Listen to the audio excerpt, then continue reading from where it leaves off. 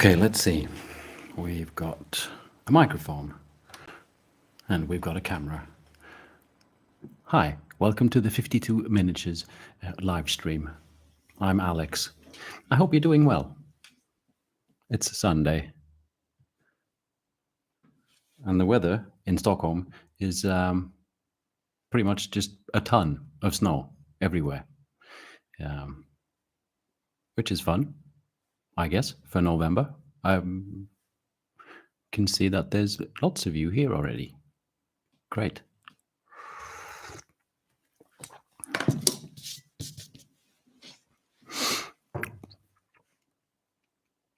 Smurf in USA and Templar and Noah and Mark. Hello, Mark. I hope you're doing well. There's tons of you from. And Alison. Good morning to you too. It's not actually morning for me, but it would be morning for you, wouldn't it? It's 4 o'clock in the afternoon over here, which is just amazing. The internets and the streaming and everything, isn't it? Adrian, I hope your shed is doing well. Mr. Pendragon, Templar, and Ghost Winters. George says, good evening. Nice to be finally at the right time in the right place, enjoying your videos and your sense of humor in particular. Since July 2022. Yeah, before July 2022, I just wasn't funny. But after that, things have just been taking off. Thank you, George, from Germany. I appreciate it. Yeah. Hello, Charles and Clyde.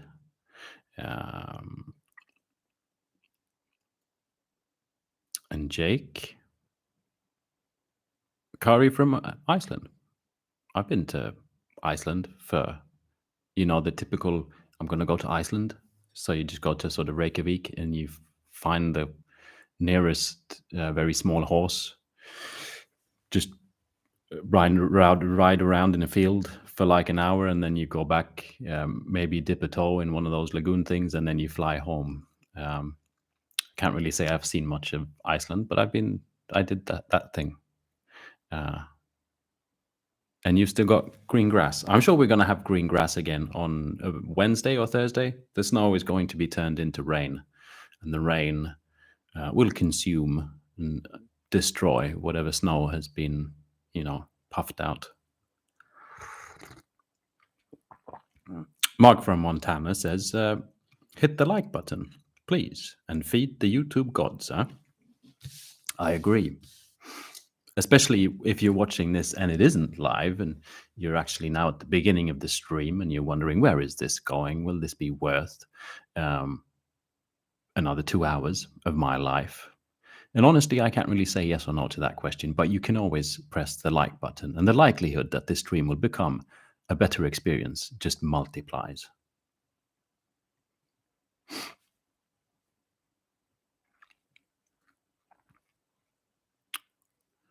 Hello, Vladimir. Good to see you.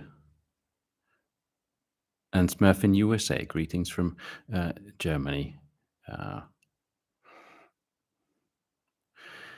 Munchkin from sunny Armenia. That's cool. I don't know if I've had anyone in the chat before from Armenia. How is Armenia doing? And how are you doing? Good to see you. It's good to see so many of you here. Smurf in USA says, from experience, I think it will be time well spent. Well, there's going to be a day when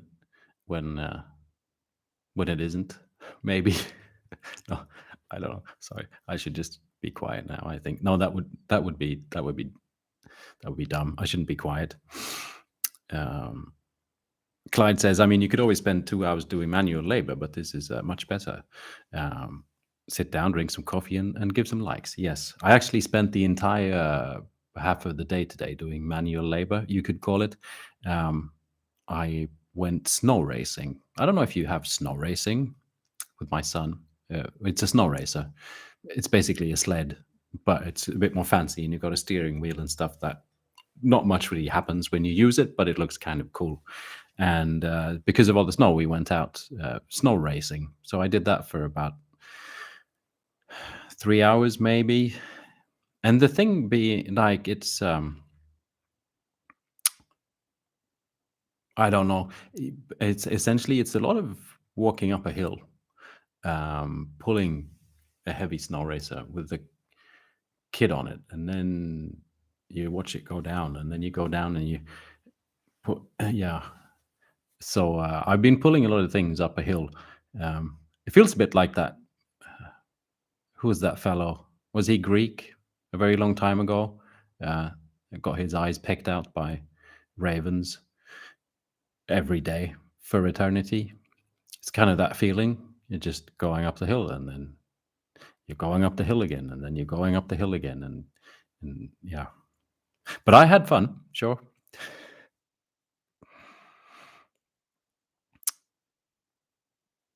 Alex's sales pitch at its usual best. This might be passably entertaining, maybe. Yeah, it's a good thing I don't work with sales. It's a shame that YouTube is about selling. I guess maybe I don't know. The tea's nice. Mark from Montana. I like your suspenders, Alex. Still have the snowy pants on. Yes, quite right. They're actually very fashionable. Second World War, I think, or at least 19, maybe it's 48 or something. Swedish Army surplus pants that I use as like what do you call it? Snow pants in the winter. I was actually at the Army Museum here in Stockholm a few weeks back with my son, and I saw like an outfit with these pants in at a museum. Yeah, I don't know. It's strange. They look like new, which says something about the quality of the fabric, I guess. Uh, this being what 80 years later, or at least 70. But one needs to use suspenders with pants like these. One thing is they're rather large, but it's also just part of the deal.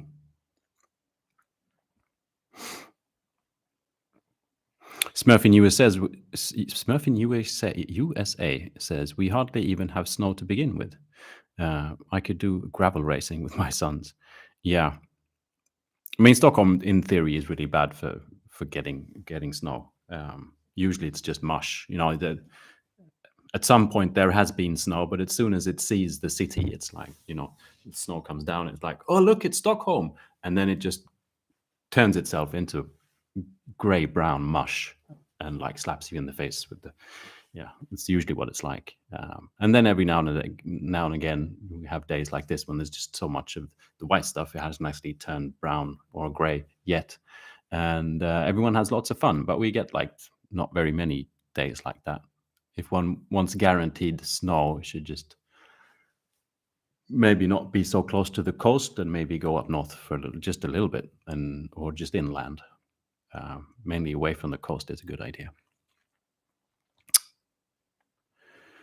Yeah. So that was the geography lesson for today. Clyde says, any snow racing you can walk away from without visiting a hospital afterwards is time well spent. I agree.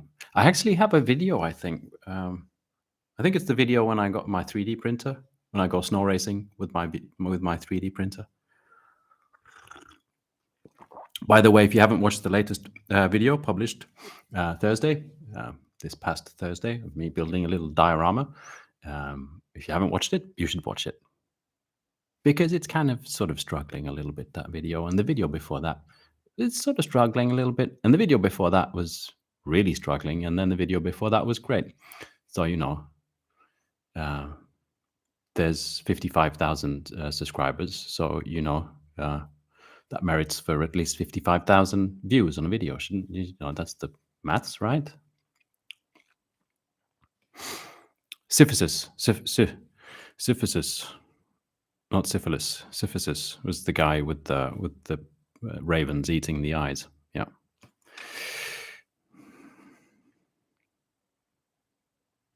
Oh, was that the one with the stone? Yeah, because there's another fellow that just keeps pushing a stone up the hill. That's maybe a better analogy than the guy getting his eyes pecked out and eaten alive every day. Um,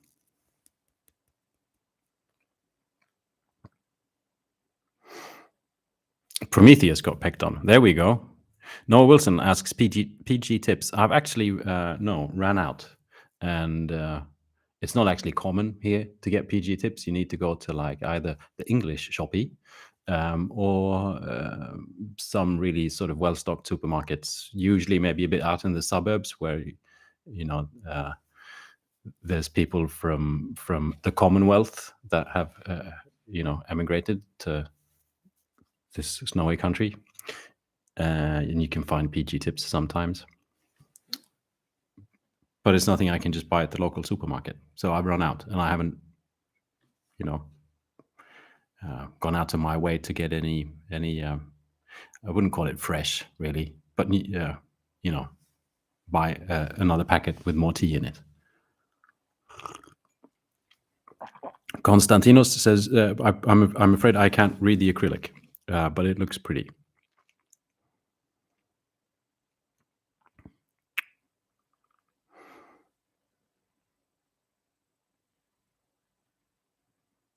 Sad Panda says, "Women have suspenders, men have braces." There we are. I'm all braced up. I've got my glasses here for some reason. Oh yeah, I was actually building miniatures before you guys popped on.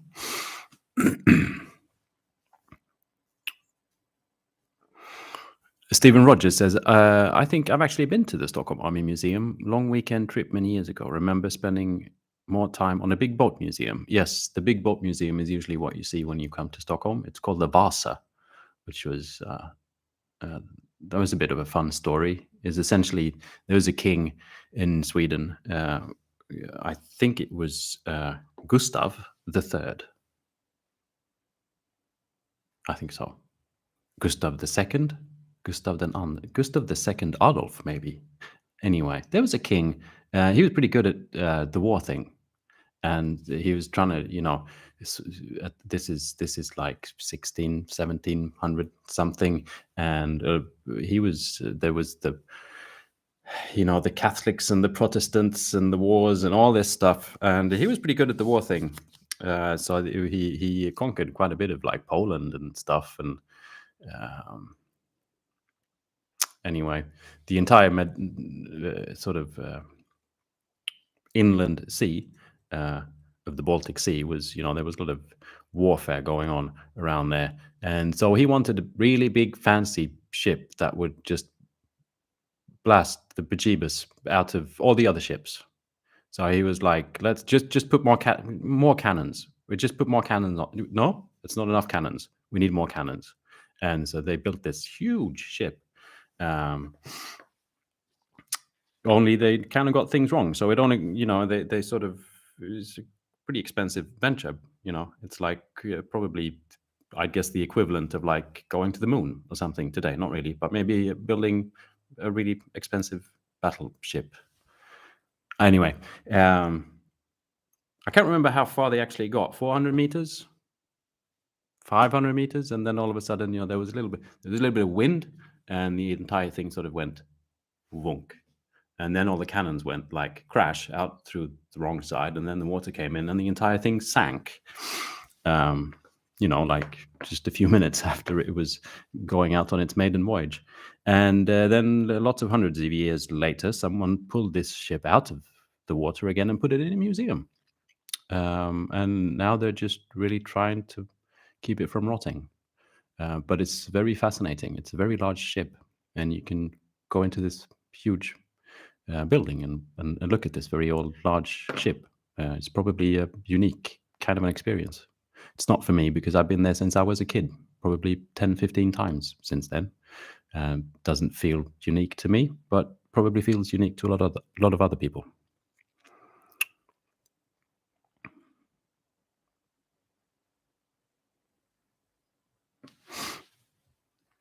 The ship was called the Vasa, after Gustav's great great granddad, or just granddad, or dad. History lessons were quite some time ago.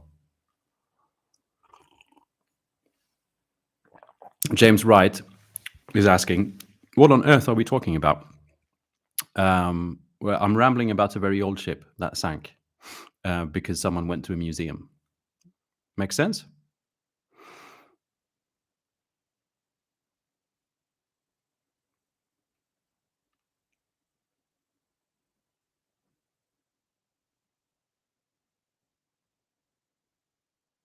Christia says he's the guy who helped carve up Poland with the Austrians and the Russians in the 1700s. Yeah, sounds about correct.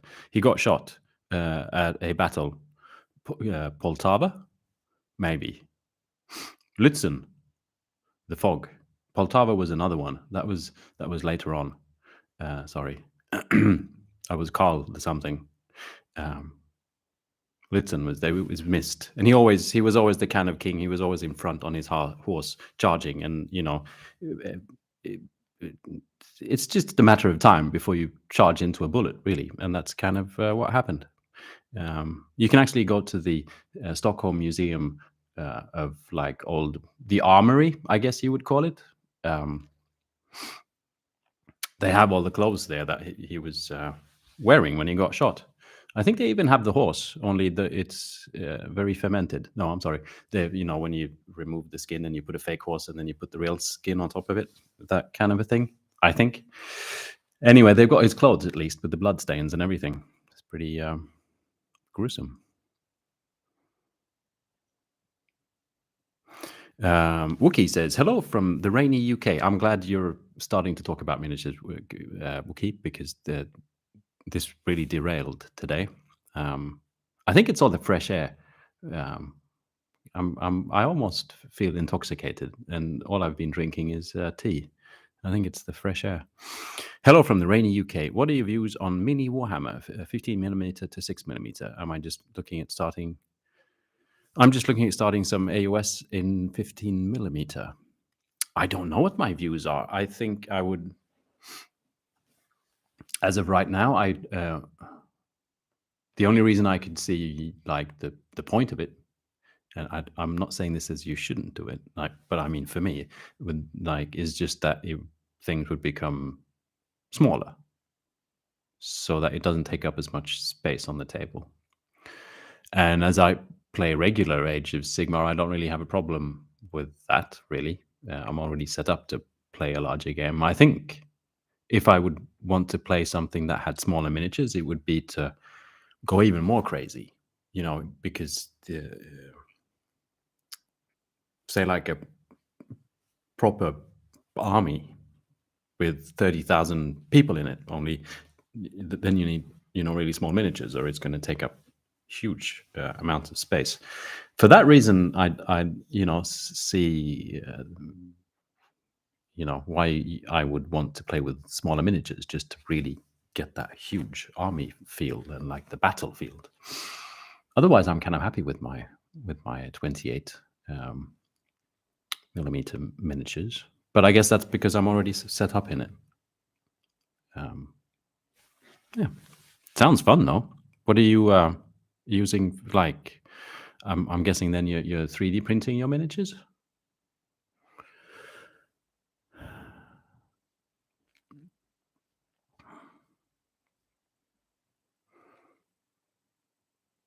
Hello, Stretch. I hope you're well.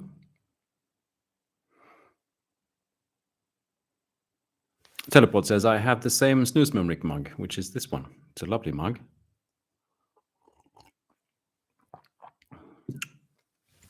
It's not marketing, it's just pretty.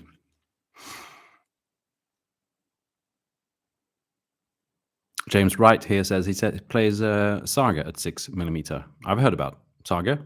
I have not really put my mind to reading anything of it.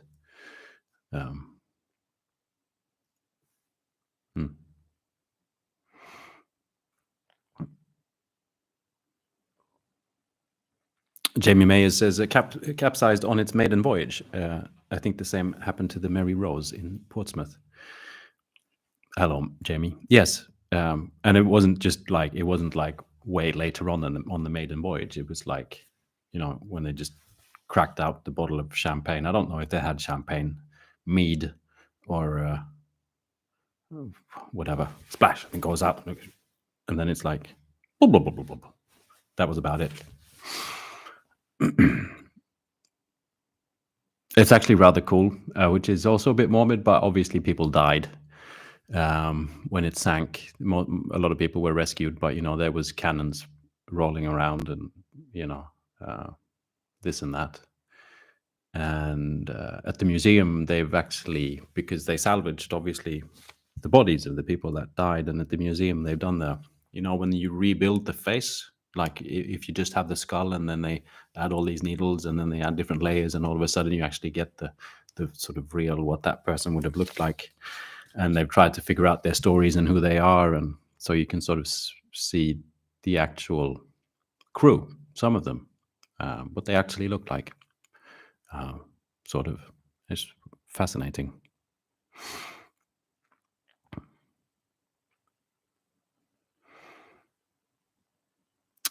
Anders Engström says, hey, great meeting you at the Loppis. I'll explain that. Hope your weekend has been good. It's good to see you as well, Anders. So I was it was yesterday. My lovely local friendly game store, Alpha Spel, had like a second-hand sell miniatures day. So essentially, people would book a table and bring their stuff. Like, I have this old army that I want to sell or whatever, or miniatures, all kinds of stuff, and book a table. And it's like sort of, what do you call it? A car sale or something. And lots of people selling their used and old miniatures, painted, not painted, bits, boxes, games, books, paints, you name it. And as well as the store itself, Alpha Spel was selling out, bits and pieces of their stock that is not selling anymore. It might be returns. For instance, they had tons of Dust, the game Dust miniatures that they were selling, because Dust is no longer in production, I guess. Stuff like that at heavily reduced prices. And there was tons of people, that showed up. It was a bit like this. So much fun. Especially fun to see, there's so many different people. There's people who come and sort of just browse, just take it easy. There's people who go like, I'm having that. They're on a mission with their wallet ready, and then just everything in between. But most fun was to see the kids that actually could spend not all that much money, but still buy Warhammer. It's not like, oh, look, I saved for 3 months and I can buy this one hero. Now it's like, I'll have that hero, and I'll have that hero, and I'll have that monster, and I'll have that, because I think as well, it's just it's such a nice community most of the time. And so I think a lot of people also, when they were selling and a kid comes up and like, how much is that one? You're just going to say the cheap price. It's not like you're going to start haggling and like, now that my little boy is a vintage, blah, blah, blah. Well, maybe the vintage ones can still be, but you see what I mean. People are nice. And so kids come up and want to buy like Warhammer stuff. Everyone just sort of cheers on and goes like, yay, lower the price for the children, kind of a thing. So there's tons of happy kids there with tons of plastic in their hands.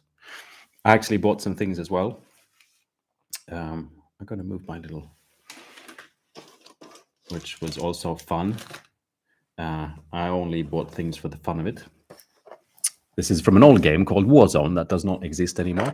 It's like, imagine if there was Warhammer 40K, kind of, and then the Games Workshop just sort of went bankrupt or whatever. I don't know. It just disappeared. It's sort of the equivalent, really. Warzone was a pretty big game. There's tons and tons of miniatures and stuff. And things happen and they don't exist anymore. And I had to kind of get this just because of um, all the things that are wrong with it. Not really, but it's just I don't know. I think I can. Can I do? Can I do that? Can you see this now? Hopefully. I mean, look at that. This is the morning wolves. Um, I think maybe as well you can get me a picture in the picture. And so this looks like they did you know, they asked all the people buying their miniatures. They did a bit of a, um, what do you call it? Not background check. What do you say? Anyway, they're like, what do you like? And all the guys playing the game said, well, I really like that Gene Simmons fellow and the band Kiss. I also like Playboy magazine and, you know, Conan the Barbarian. And Warzone were like, we can make that miniature. And they came up with these morning wolves. Just look at this picture on the back. I mean, there's... it's pretty awesome in a strange way. I don't know what to say. I just could not buy it. Yeah. But it's like, this is just nostalgia in a box. And here's the, metal minis. Apparently there's a claw missing somewhere. Otherwise it's this lady's claw is missing. And I also had to get this thing just because of the pure awesomeness. This is a walker, a hurricane walker. So it kind of looks like an airplane on legs kind of a thing. I don't know. It's a lot of metal and a bit of plastic too. This is just, just look at these chunks of, it's not super delicate really. It's pretty chunky. But yeah, I don't know. I just love it. Wait, no, it goes there. Yeah. Pew, pew, pew, pew. This one is apparently missing one banner. So there's only one banner here. There's supposed to be two. Otherwise, that was complete as well. But I kind of just got it for the box, I think. And then I bought some just random little miniatures in a pack. This was cool. This is I don't know. I have no idea what this is, but it's a skeleton with a halibut butt, halibut, and feathers and things. I don't know. I thought that was cool. I also got this little fella that I couldn't resist. Which is just like a little person with a big helmet holding a gun, looking kind of creepy. Thought that was pretty rad. This one actually says it's from, I'm not sure if it is. Yes, it says on the hassle-free minis. Says on that one. These are all white metal. Everything was white metal. And then I don't know why I got this. I just couldn't refuse. Just as well, just for the weirdness of it. This is another strange. I mean, I guess I'm sorry. I guess kinda but I just had to again for the weirdness. I don't know. It's a lady with a boa and a top hat. With some kind of a whip showing her underwear, I think. And so I think, I did a video at one point about sort of diversity and things like that in wargaming. And I've kind of become fascinated sometimes when I find some examples of like you wouldn't see a male miniature doing the boa, showing the underwear with a whip. You might, but you're definitely going to get a female miniature doing that, and so it kind of fascinates me. And so maybe I don't know. maybe I'm collecting them for another video on the same subject or something. Yeah, it's just strange. This is a weird something. It says weird. Yeah, that's what I got from.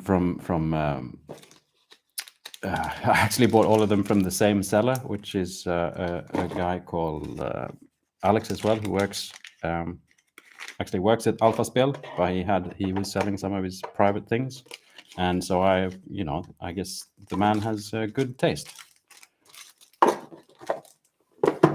That was fun. I got that. It was a good day.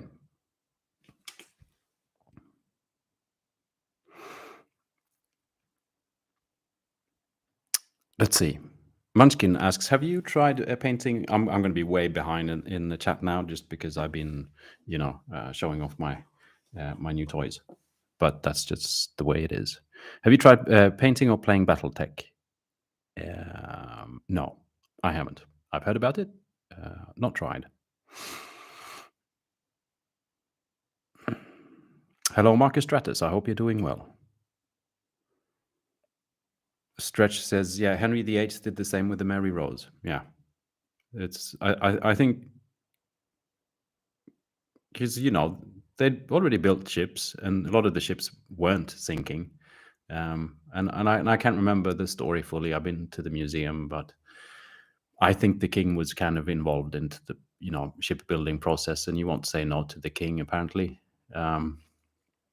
And so when the king says like do this and do that, and then you just kind of do it, and then the king should just have let the shipbuilders decide more, I think.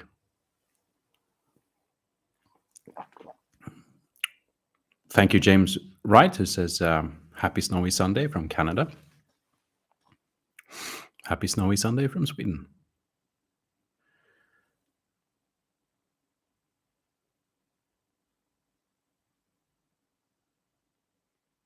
Adrian says fermented horses. Are we back to talking about Iceland and its cuisine?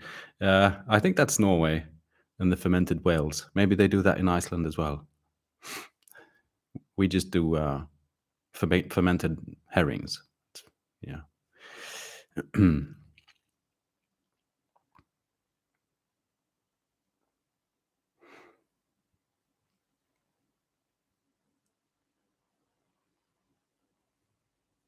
Malorens says, "Hello, just popping in to say I printed my first batches of test prints on my resin printer. They came out really well, and I'm so excited. That's congratulations. I'm excited to get. I got sent some files from a guy called Max, who is the creator of a game called Turnip 28. And he sent me Turnip 28 miniatures files, STL files to print. And so that's what I'm actually gonna start that print run after this stream, so that when I get here tomorrow, which should be Monday, unless weird time loops happen, then I can check out his Turnip 28 miniatures, which is something I'm very much looking forward to.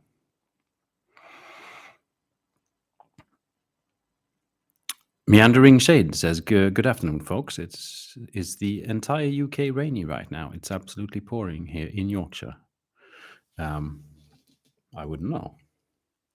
I'm in Sweden, and it's snowing.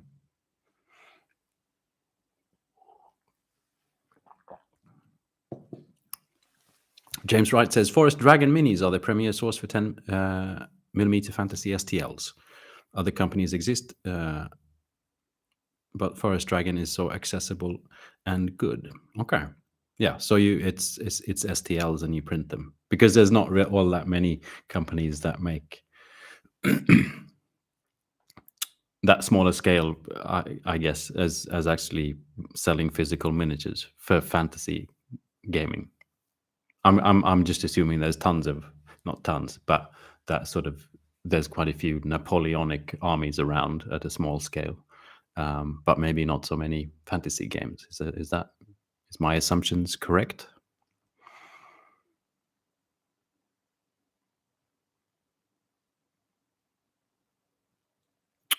Mark from Montana says the work table is now pointed in the correct direction at 90 degrees to the window, with light on my left shoulder.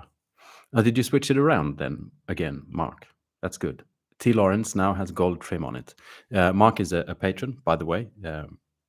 One thing you can do to, just to make the world a better place is step one is press the like button. Step two is just surrender your money and give it all to me. There's a super chat thingy. You can go like, oh, Alex, he's nice. I'll give him money now. And YouTube can sort that out, I think. Or you can join the Patreon. Um, it's no harm in trying, right? Anyway, Mark is a patron. And I saw he also has got Mark from Montana. He's in the chat. He has a YouTube channel as well where he talks about his airplanes and other miniatures and slightly larger, usually historical sort of miniatures. He's painting T.E. Lawrence. It's one of the things he's working on right now. And he showed he was sharing a picture of his new hobby room, and he'd placed the table just by the window, so like the window would be here.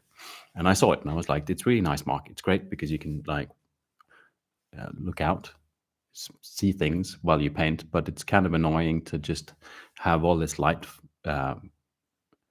It's like painting in a backlight, and so I'd be better off just turning the desk at a 90-degree angle towards the window instead, so that you can still look out if you want to, but you're actually getting some daylight onto your miniature and onto your desk, and you can actually maybe even sit and paint in daylight if so possible, instead of just yeah.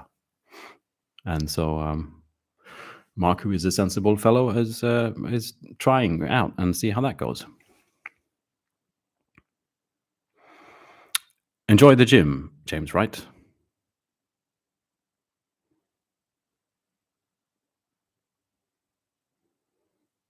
I think I got to the bit of the chat where I started to show the ladies with the kiss makeup.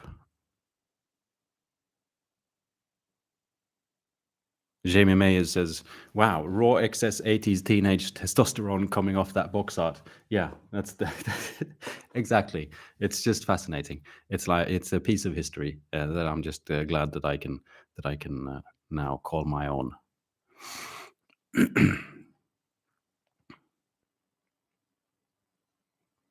Nathaniel says, "What game are these minis for? Like the ones in the boxes were from an old game called Warzone that doesn't exist anymore. I have quite a few of there. I want to make a video on Warzone stuff just because I think the miniatures are cool and just it's kind of fascinating how a relatively large game can just die, you know, because and it happened quite some time ago. It just doesn't exist, and it wasn't just a small game; it was a relatively large game. They had, you can see this is a proper box with proper miniatures in it. And the rest are just things that I thought were just, wow, this is a fun miniature. What I'm going to use them for is, I have no idea.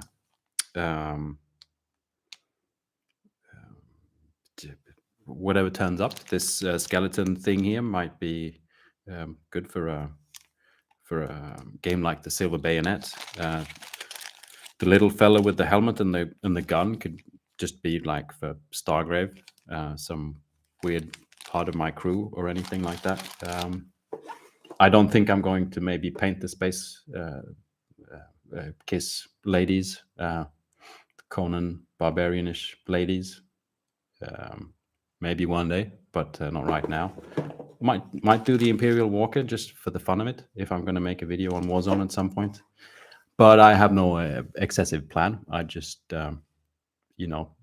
wow, I probably won't be able to find this again, so I'll buy it now. Was my thoughts going through my head when buying these miniatures.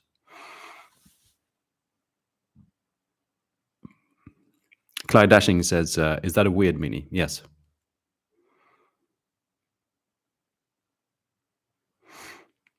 That was a lady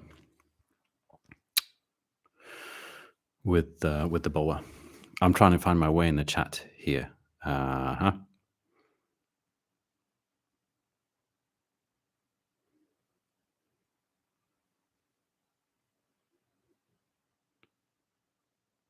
Max says, "What war games and board games are you playing lately?" Lately, nothing at all. I'm afraid I just haven't had the yeah, time slash. Um, there's always time, but your mind needs to make sure that you prioritize that. And I've actually been quite stressed out about work and about making videos for YouTube, and just getting, yeah. And so the mind is funny because then the mind says, spend your time stressing about stuff. Don't play games. Whereas what you should do is just maybe play a game and you'll stop stressing about stuff. But unfortunately, um, that's usually not how it works. And so I haven't played any games at all. What I want to do is I want to play Age of Sigmar and I want to play Stargrave. That's just the games I play and want to play, just haven't played. And I'm not going out of my way to play anything more than that or anything exotic at the moment. Just I should just try and focus on what is closest at hand, and then that might happen.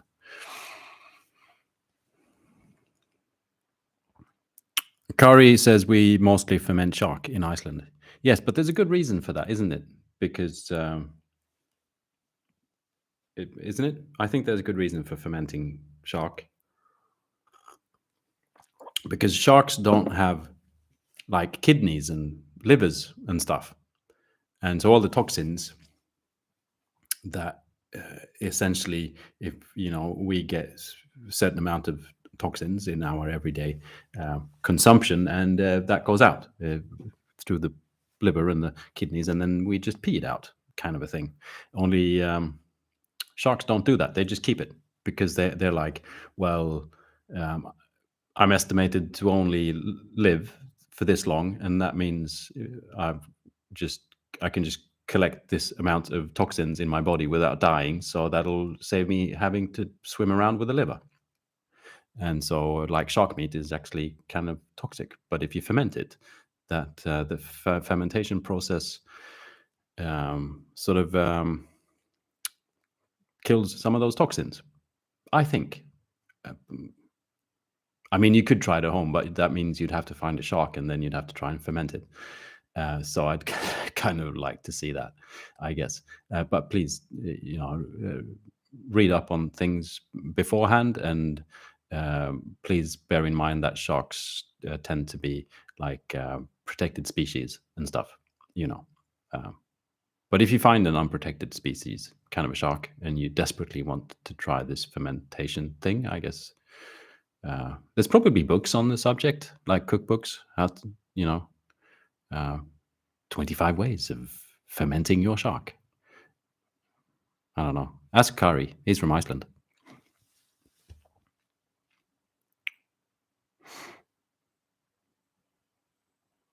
Mr. Pendrag says we don't ferment whale in Norway. We ferment salmon. Okay. And we do the herring. It's good.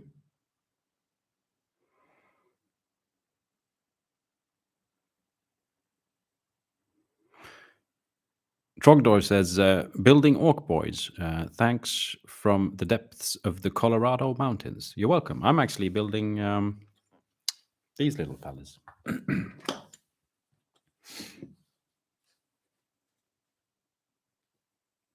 I love these little fellas.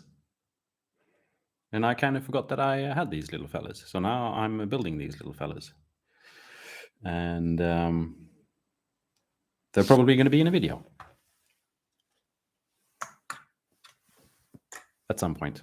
They might even be in a book. I'll just leave that one there.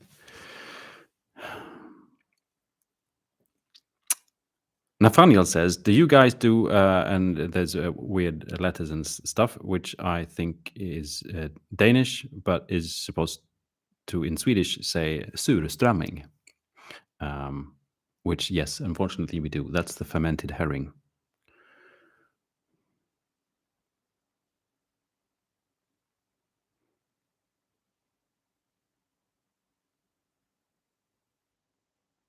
Let's talk about the fermentation here, which is interesting. The Swedish fermented fish is it's just if everyone if you ever come to Sweden and someone is like, "Do you want to try the most Swedish thing?" Blah blah blah blah blah, and they say they're gonna you're gonna get to eat fermented herring. Just leave.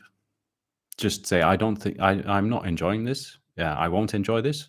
I think your sense of humor is terrible, and I will now leave. You know, because it's not. There's no. It's like the worst thing you would have ever encountered in your entire life. And then there's people that say they like it. I just don't. You're entitled to liking it, but I don't see the point. The thing is that it's fermented in a tin, and essentially you can only eat it outdoors because when you open that tin, just the stench of the rotting fermented meat fish on the inside will it'll like stick to your walls if you eat it indoors. So people eat it outdoors. I'd be like, should we maybe eat something that's not fermented this badly? Like, can we just stick to like sauerkraut maybe on the sausage?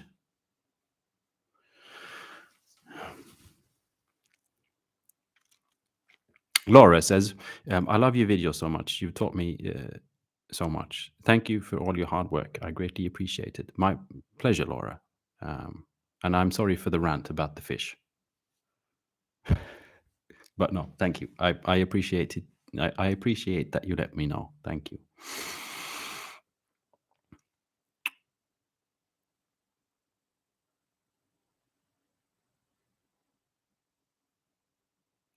Clyde Dashing, thank you. He says, take it, take the monies. And I appreciate it, Clyde. Um, that is definitely even more than a coffee, which is great. Thank you, Clyde, for the donation. Sugar Candy Miniatures, hello. Finally able to catch a stream live. Welcome. Uh, it's good to see you. It's been a while.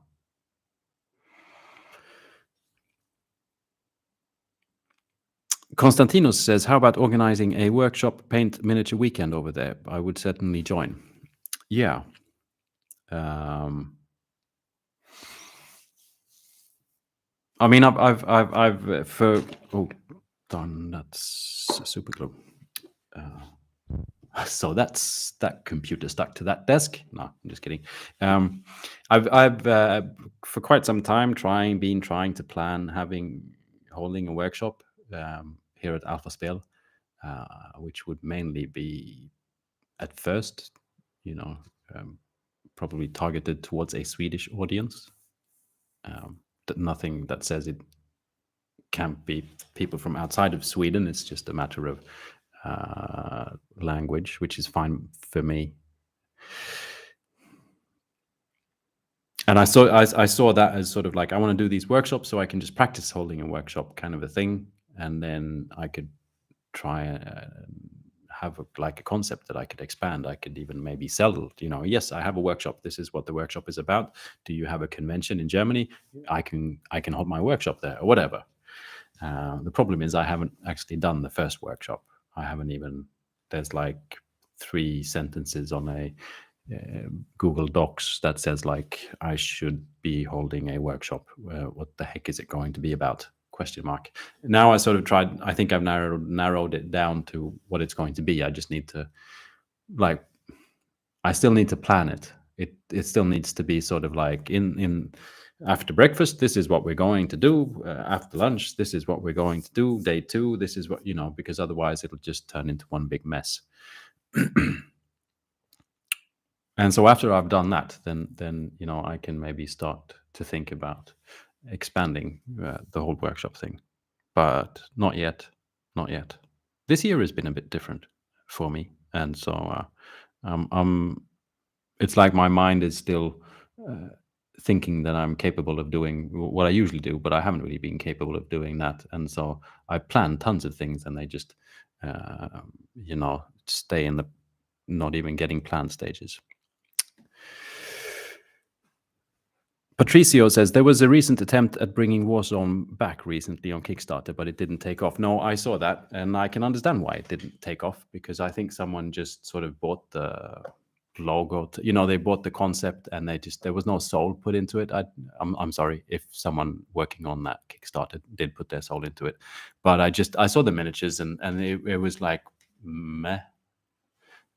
It just felt like some company had bought up the idea and they were like, let's try and make a Kickstarter and see if we can make money, just off of the nostalgia, not of actually creating a good game or recreating great miniatures or anything like that. Everything just looked a bit meh.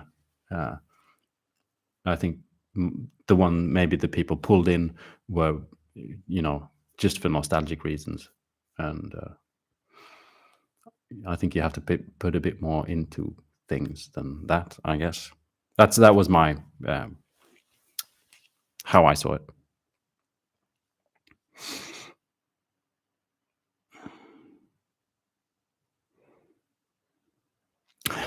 Sugar Candy Miniatures, halfway across the world, and I'm drinking tea in the same design on a Moomin mug. I know, it's pretty fascinating, isn't it? Not only that we can actually see each other, we can drink the same tea. How does that work, really? Is yours... That's why mine... I was wondering why mine was running out faster than I was drinking. I can blame Sugar Candy Miniatures.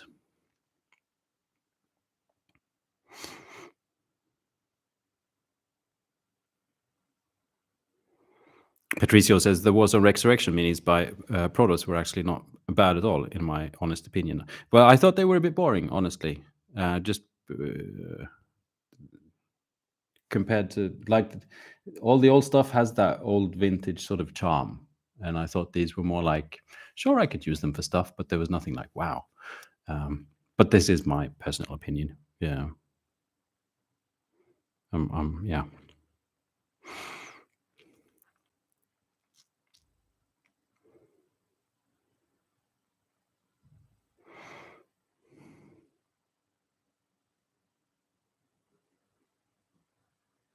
Rufus Kit says that's odd, considering sharks can live for hundreds of years. I know. I bet you those old ones are kind of like, ooh, I can really feel the toxic stuff today. I don't know. Please, whatever I say, don't take it as fact. Especially not when I talk about sharks. Feasty Crabman says, I enjoy fermenting things at home, but mostly I stick to beer. So that's a good thing.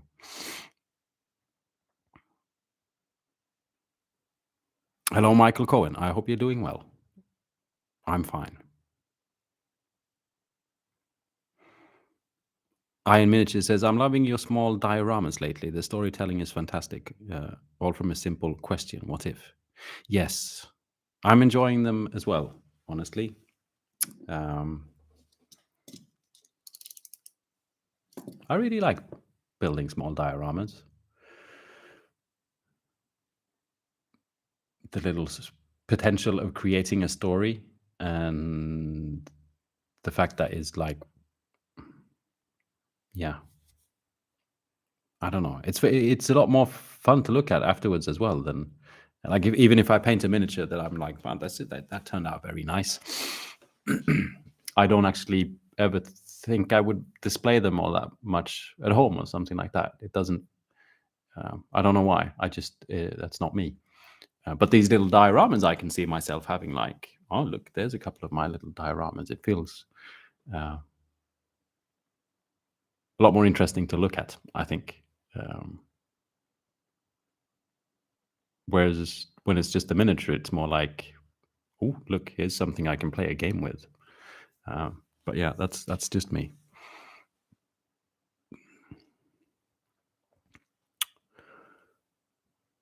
Curry, thank you very much for the money. He says, thanks for the lovely chat about fish fermentation. I hope this can buy a cup of coffee in Stockholm. It can't be more expensive than here. Probably not. Yeah, I think you're right. Thank you very much, Kari. I greatly appreciate the donation. Sad Panda says the little girl in the helmet is Amoy from Hassle-Free Miniatures, HFA079. Thank you, Sad Panda. That was fast. Human City Junction said, "Would you do the workshop in Swedish or English? You speak English like a native speaker." That would have to be whenever one gets there. That would have to be discussed, I guess. I could do both, but the question is, the people that come, would they be comfortable? Like, if there's like 11 Swedes and one German person, then are the 11 Swedes comfortable at having a workshop in English, or is it better to have like a Swedish workshop and an English workshop? So I don't know. It feels a bit like talking about something that doesn't really exist, and so I have difficulties imagining how things would take place. For me, I could do both. It's more a matter of if there's a lot of Swedes, then would they be comfortable with having it in English? And sometimes it's sort of like if you're in a group and most of them is maybe Swedish and it's just one or two that are not, and the rest of the discussions and conversations and everything in the room can sort of probably pretty fast turn into Swedish conversations, just out of habit, not from my part, but from everyone in the room. And so, maybe the optimal thing, if there's a lot of Swedes in the group, would be to divide it and have like an international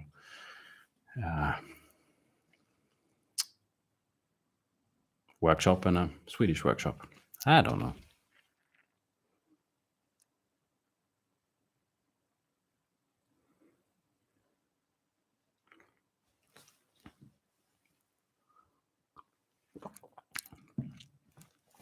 BB says, "Alex, your style is always incredible. Your art, your dress, and your sets. What are some of your influences?" That's a good question, BB.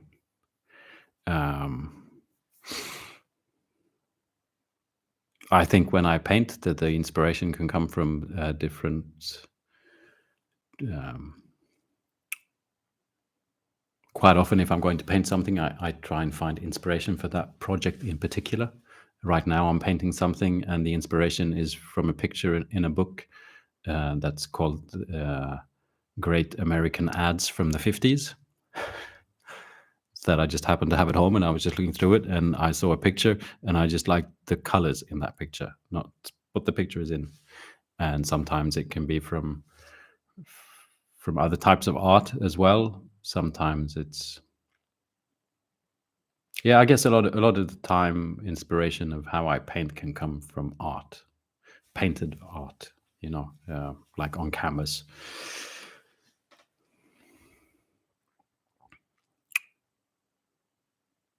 More so than from movies or I don't really, even other painted miniatures. I don't really look at that much as a source of inspiration.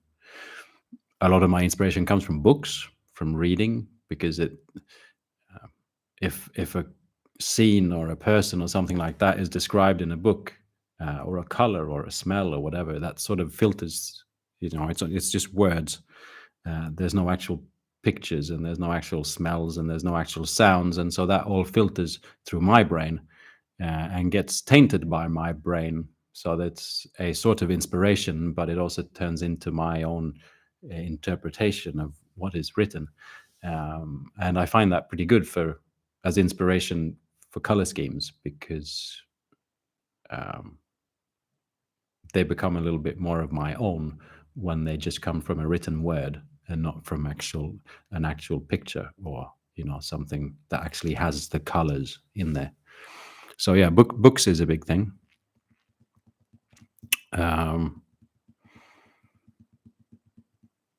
The way I dress is easy, because I only have to do half.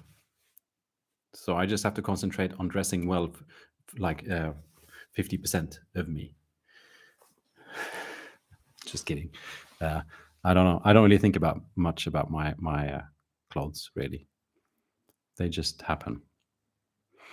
Hello, Mikey R. I hope you're doing well. Sugar Candy Miniatures. I feel that so much. I back far too many Kickstarters, so I have to start getting really picky about which ones I give money to.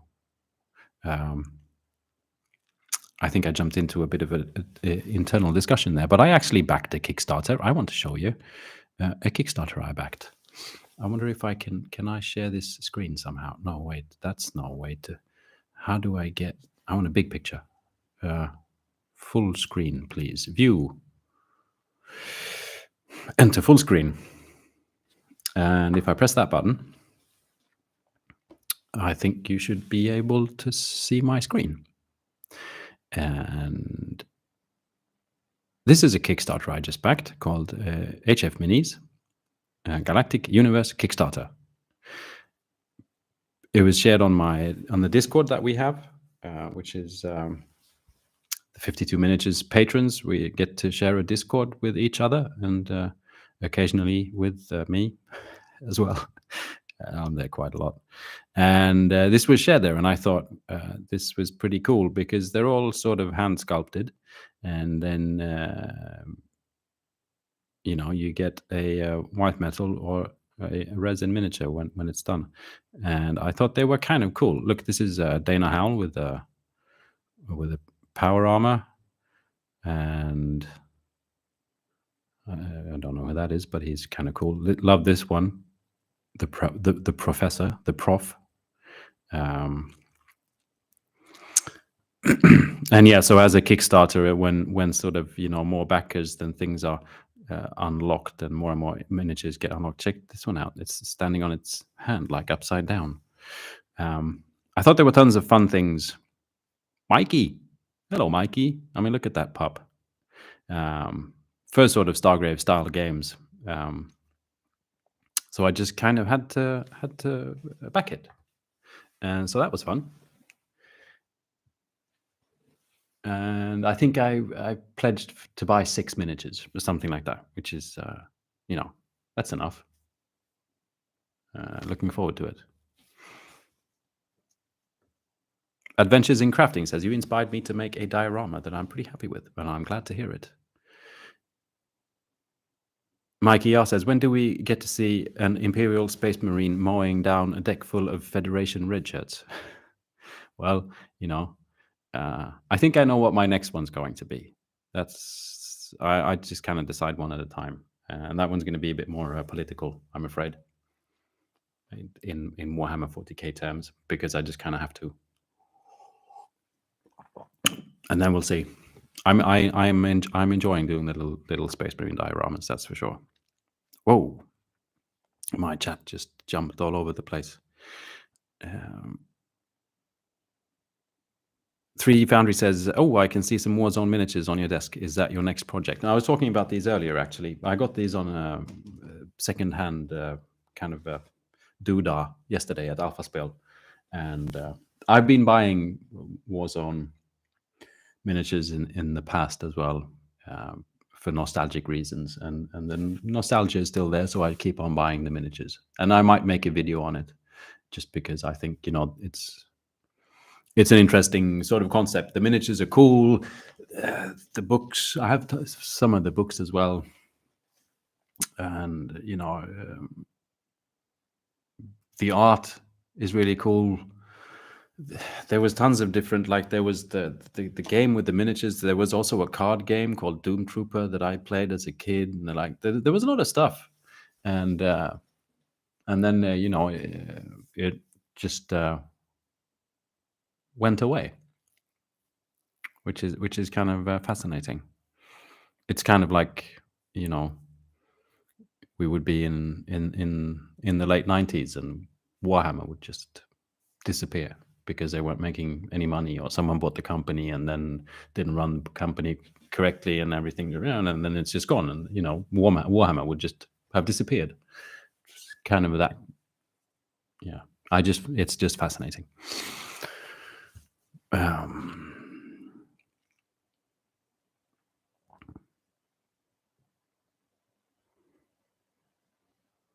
Mikey R says, I know what it's like to be the one English speaker in the room trying to keep up with the French. It's pretty exhausting. I can imagine, Mikey.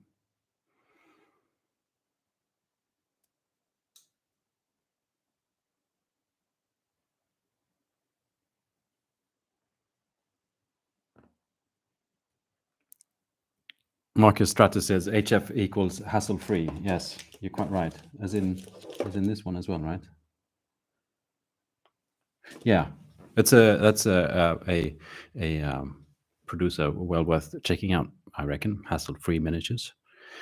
Um, Iron Miniatures says the only mini Kickstarter I backed was mini Warhammer Dave's Ravage Star Veil Touched that I'm really excited to be getting.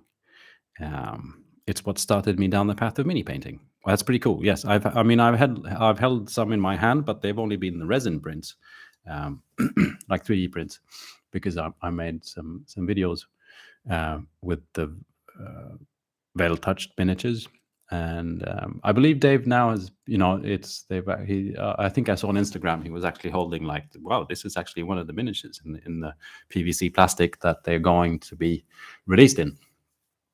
And it looked really. I mean, I could only see it on the screen, but it looked pretty nice. So yeah, those great miniatures, and I hope you'll be getting them soon. I mean, I have no idea, but you should be, because at least now Dave has some in the actual plastic.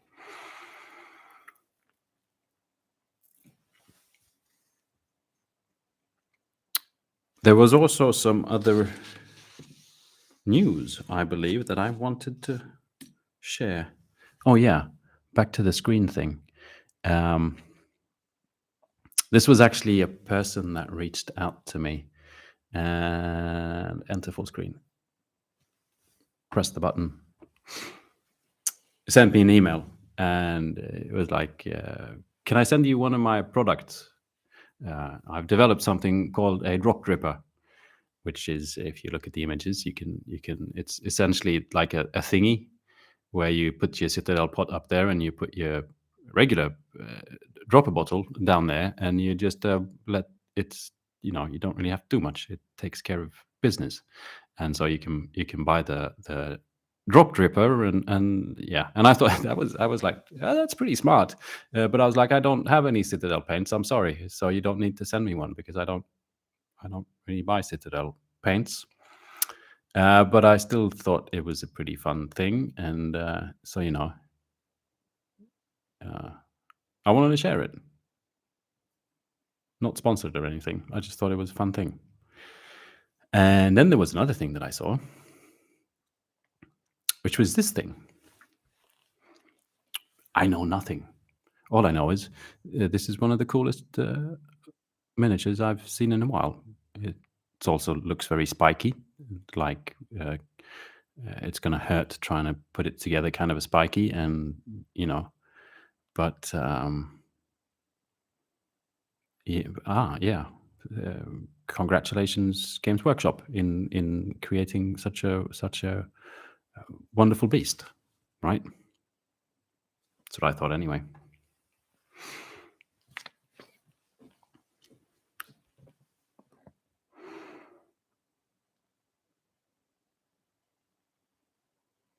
Jamie, hello. How are you doing? Just tried to put together some 3D printed minis from a Kickstarter I backed, and they unfortunately weren't designed well. Far too delicate, breaking apart as I tried to glue them together. Yeah, there's a thing with the resin printed miniatures. I've been thinking, but I was, because I know you can get different types of resin that sort of cures differently. So it's a bit more bendy, a bit more flexible. They're usually called tough, so that it's I mean, something like this, if you can see from there. If this was resin, the sort of the kind of resin I have in my printer, and I would be 3D printing this, then this would not last a game, which is something it's not really talked all that much about when it comes to the 3D printing, is durability. And the resin I use comes out very detailed and very nice, but it's very, very fragile. So I can see what you mean, Jamie. And I don't know how tough these sort of tough resins are, but it feels like that should be a really more of a priority, perhaps, for us, that play games with these miniatures, and not that make sure that we leave the game with our miniatures intact would be nice. Jay says, "What do you do when you have too many miniatures that you no longer wish to paint?" Um, I guess that depends on how far you're going to go with really not wanting to paint them. Um, I've had for about 2 months, maybe, had a bit of a sort of like, I don't really want to paint any miniatures kind of a feeling somewhere deep down inside. Um, I don't know if it's the time of year or whatever. It just seems like there's been a bit of that kind of a feeling going around. Been noticing as well, maybe quite a few people on around in communities and stuff like that. They're usually more active that maybe aren't painting at the moment because they don't feel like it. Um, that's one side of not wanting to paint, and usually there's ways of coming back from that, which can be different for different people, and different things work and different things motivate. But that's usually something one can try and bounce back from, and then just keep painting. Then there's the other side of not really wanting to paint those miniatures, is maybe you just don't really want to paint those miniatures, and you're just never going to do it. You bought two new armies, and that third army is just you just don't like it anymore, and you don't want to paint it, and you never want to play with it, and that's that. And you made up your mind. Well, in that case, I'd probably just try and sell it and sell the miniatures. Like I was at that um, secondhand thingy yesterday that I was talking about earlier on at my local friendly game store, where people come together and just sell their old used miniatures, and there was tons of armies, people selling their old armies, painted, super cheap, by the way. I saw like a complete 40k orc army with boxes. Like there's just so many orcs um, for like $100, which is, you can probably buy 3 orc heroes for $100 if you just bought them new. But that's beside the point. You could sell them, and someone else would be maybe happily paint them and enjoy them. But if it's just a hobby slump that you just don't feel like painting in general, then um, try and figure out ways to get motivated, that's a different matter.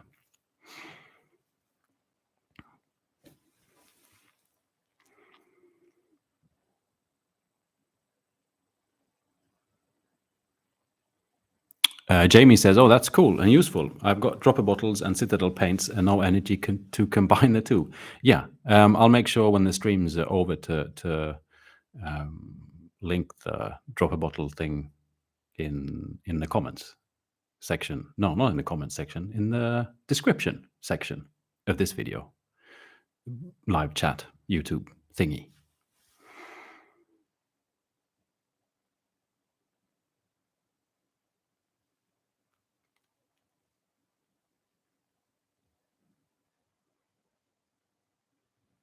Jay asks as well, does that actually work? People buy miniatures on eBay pretty regular? Question mark. Yes, I believe people do. I bought the majority of my first, my 1.0 Stormcast army. I bought from a sort of Swedish style eBay. They were all actually not painted, still in the boxes. Some of the boxes had been opened, and there was no plastic around the boxes, I don't think, but they were actually not. There was nothing missing at all. So it was like buying it new, but it was more than half of the price than, yeah. And there's also there's in at least around here, there's quite a few Facebook groups that specialize in only selling war game stuff. So it's like tons of people just, here's my army. I'm not going to play with it anymore. I've already got 2 other armies. This is just in the basement. Do you want to buy it?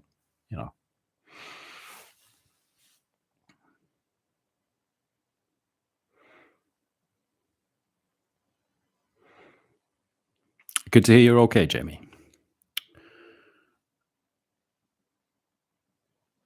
Marcus Stratus says, I find flexible resins have less detail accuracy and need thicker layers, but the anti-brittle properties make it worth it, in my honest opinion. Or in my opinion. Yeah, that's the thing. It feels like that's where sort of maybe instead of well, I mean it can go hand in hand, but it feels like printers are being developed to be sharper and sharper and more detailed, and which is cool. But it's a shame if it's going to break when you put it on the table. So maybe as much research power should go into the resin as well. I've actually got. It's another thing that got sent to me. Talking about 3D printers and stuff. This is from Frozen and MadWorks, which is a UV curing putty. So, if you have gaps in your miniatures and stuff like that, I'm just going to do this because I don't know how it's going to come out. And in theory, it's resin. So, it smells like resin now that I opened the thing. Oh, it comes in a little thing like this. Resin. And so essentially it's resin. Sorry, I just had to check. You don't sniff your resin. Just wanted to make sure it wasn't something else. But yeah, it's a putty. Sort of like, the resin is in theory that you have in your 3D printer, only it's in a putty form that you can squeeze out onto your miniature, fill the gaps, and then cure with UV light, and it cures in 15 seconds. I haven't tried this myself yet, but I do want to try it. I usually use something called sprue goo, which is like you melt the sprue in plastic cement kind of a thing, and you get a sort of goo that is essentially plastic, and you just sort of try and get it in the gap, and it flows out pretty nicely. But then overnight it's hardened really hard, so it's just like the plastic, and you can file it down and everything. I mean, this is pretty handy if it cures fast. They also this is Frozen, they also sent me a cure beam. Whoops, that was a battery. This was maybe a bit overkill because I've got one of these UV flashlights, which would be handy. This is an actual machine with. This is worth it though, but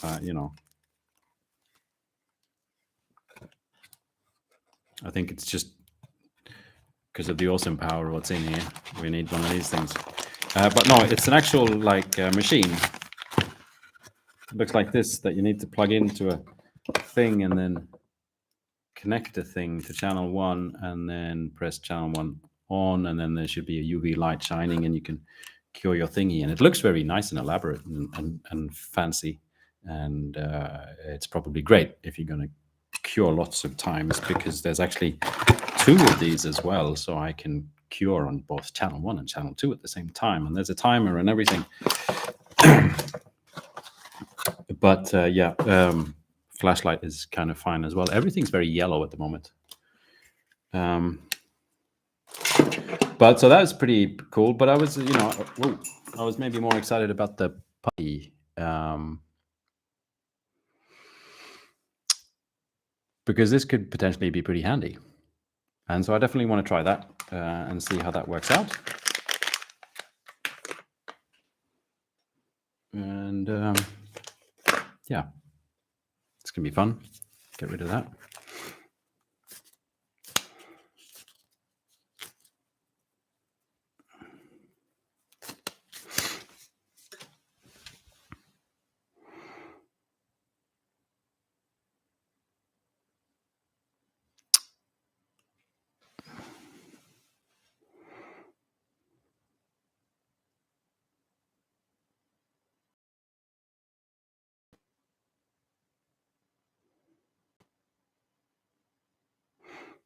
I'm just trying to catch up on the chat here.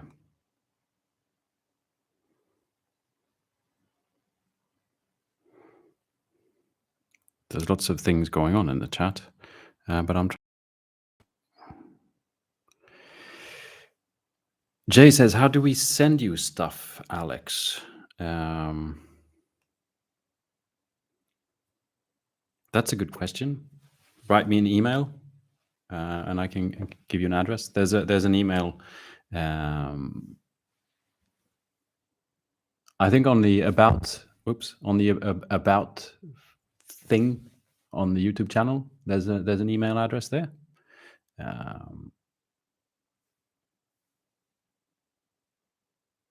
It seems I might be having some internet issues.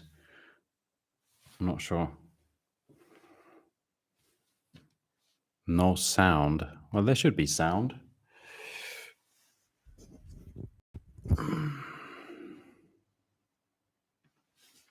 I'll just check over here for a sec.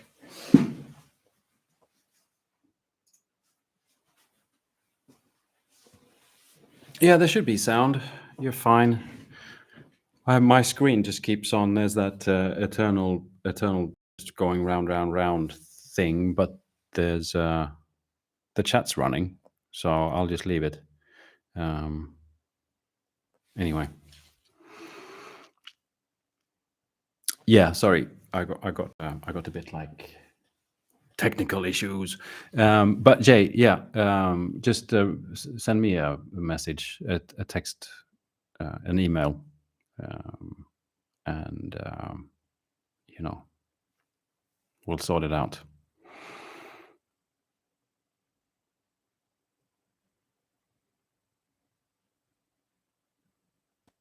Noah Wilson says, I used UV adhesives top glue to glue some large tempered glass together, but I had to wear full body covering. I take it this is less dangerous. Yeah, I mean it's still resin, so one should not eating it and not sticking it up your nose and stuff like that. I mean, I know people that already use just the regular resin in a similar manner. There's also like UV resin from. I usually get mine from Green Stuff World, which can be pretty handy. But the thing is that all that flows. This is really like a putty. I guess one could maybe even sculpt stuff in it. I've got no idea. I need to mess around with it.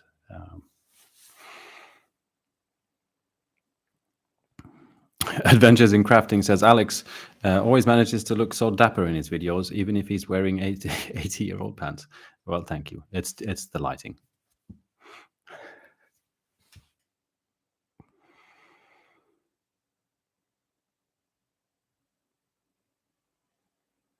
So most people seem to have audio and some don't. Colin says, yeah, it was me. Okay. Bit choppy for a bit, but it's settled down. Yeah, there seems to be something with my internet, but hopefully we can just pretend like everything's fine.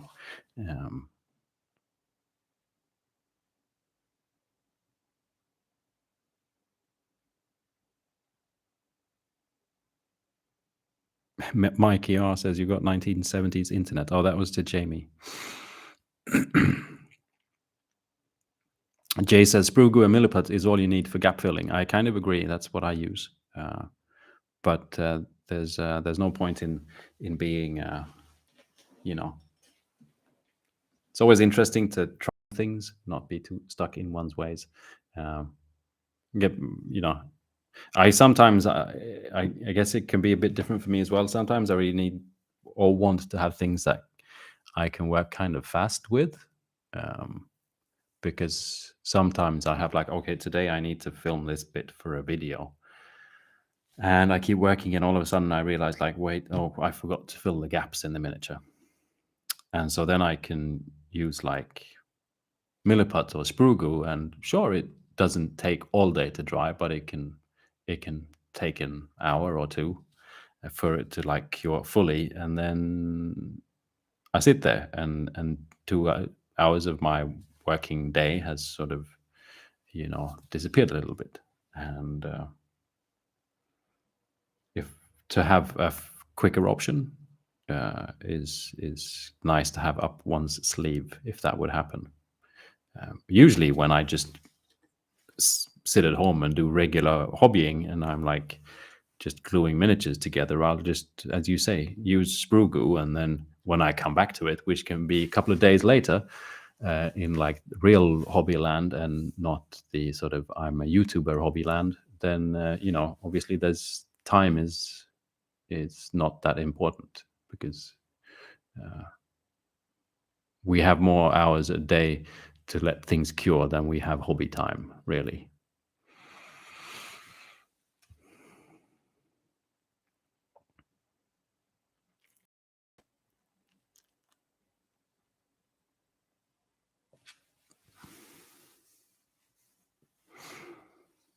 Forsaken says I had to close the app on my phone and restart, and now it works.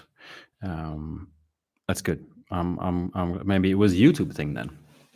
I've actually got, so I can see my screen here, but it's still just stuck, and there's a spinny thing. But I'm not going to try and do anything on my end because that'll just maybe make things worse. And I can see the chat, so that's good enough.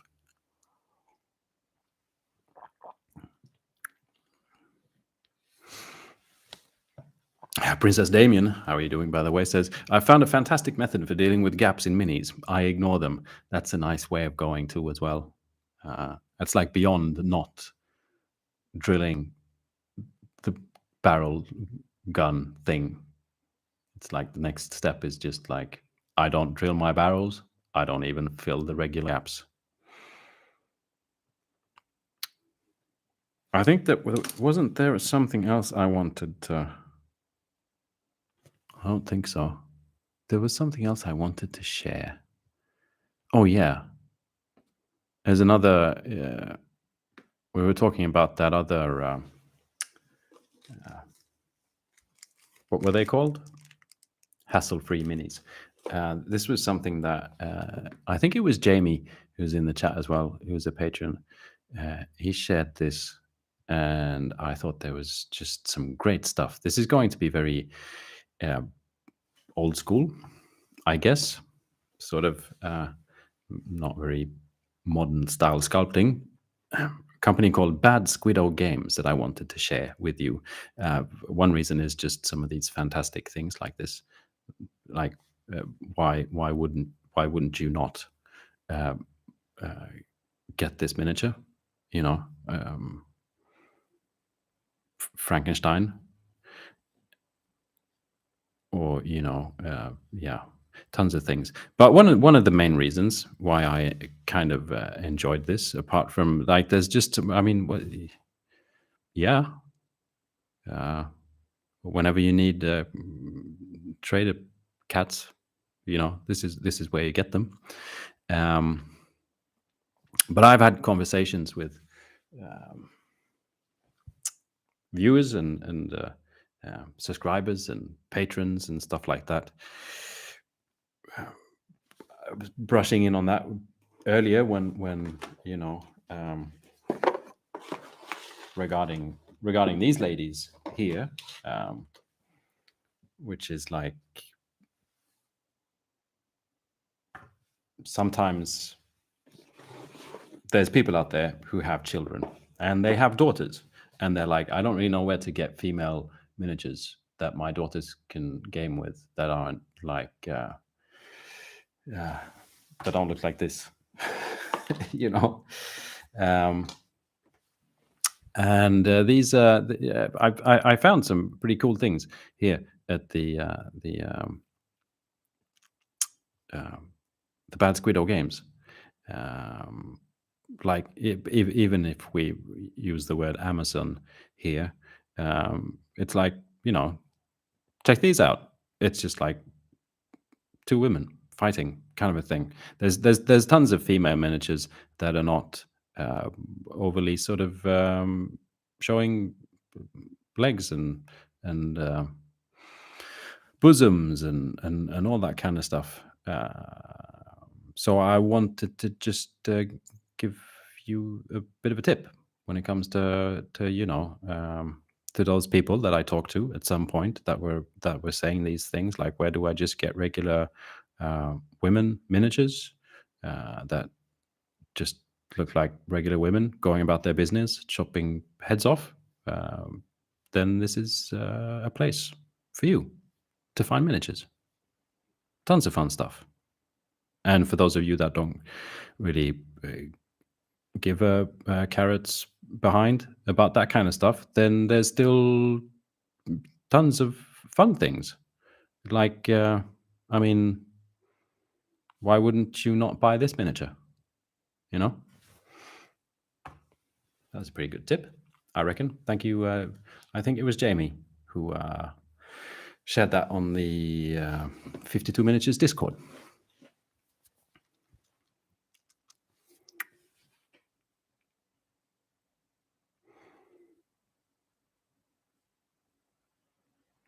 Mikey R says Yorkshire internet is a series of guys shouting at each other. It's promising. That's 1, 0, 1, 1. Yeah.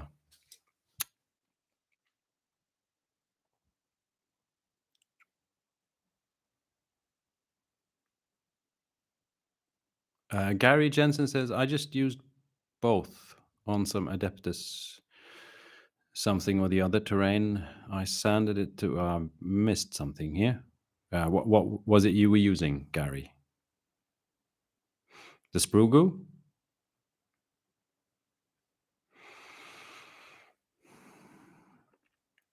Take care, Mikey. Jamie says, I've actually been considering designing minis, partly just to have some female ones myself I'm not embarrassed by. Pretty underserved market. Yes, that's what I thought as well. So I'm glad you shared that, and that's why I wanted to share it.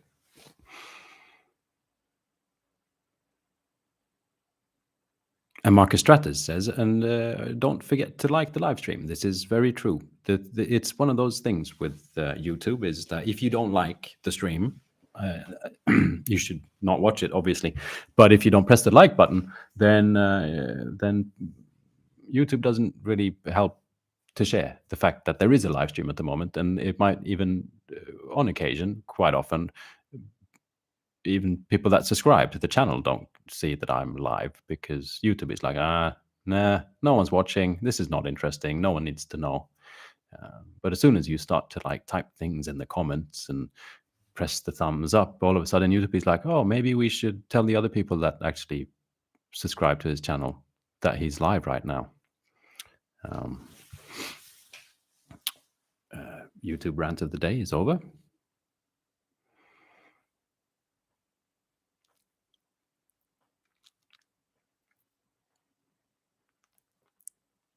Swipe to unlock says, but it seems like the regular or realistic women they want are just extra unrealistic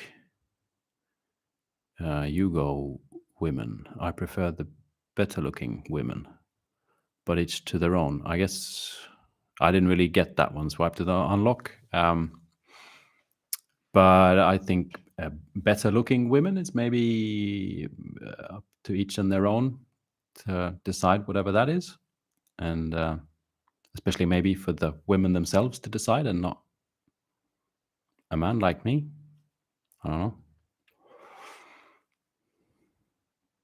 Laura says, I have a bad problem with my minis getting very dusty. I'm mortified by the mess on them. Is there a way to keep them clean that doesn't involve me having to find money to buy an enclosed case? To keep them clean, I don't know. I haven't watched the video. There's a massively, talented miniature painter called Roman Lappat. I can't pronounce his last name. I'm sorry, Roman. It's like, he's very, very good at painting miniatures. And he's had a YouTube channel for quite some time. But usually he's just been putting up like spinny things of the miniatures he's painted. Now he's actually started to put out some miniature painting videos. I should just make a note so that I can link it later on. Roman's vids in I'll link it in the video description to Roman's channel. And I think one of his latest videos was like how to clean your miniatures. And I haven't watched it, but if if whatever that man says, I'd pay attention probably when it comes to miniatures. Um, but how to keep them clean that doesn't involve having to find money to buy an enclosed case, I don't know. I mean, you'd have to cover them with something for the dust not to get at them.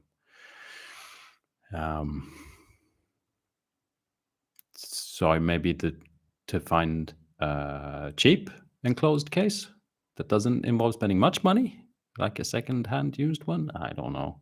I don't really show off my miniatures. Everything I have to play games is in those super smart boxes, whatever they're called, the hard plastic boxes that everyone uses, and they're not on display. They're just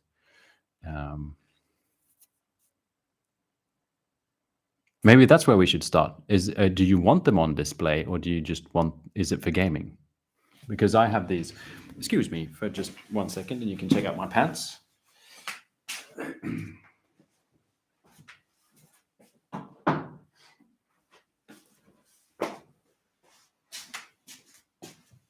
Because I have these boxes, like everyone else, and I think originally we can blame Duncan Rhodes for this, but it's essentially a box. And then there's also magnets. You buy magnets and you buy a sheet that's magnetic, and yeah. And that's how I store the miniatures that I use to play games with. These are called something. Really useful boxes, reallyusefulproducts.com. I bought them through Amazon. And it's kind of funny because when you go in to order these on Amazon, as a sort of automatic, like, do you want these products as well? Is usually magnets and the sheets. That's how many wargamers buy these boxes.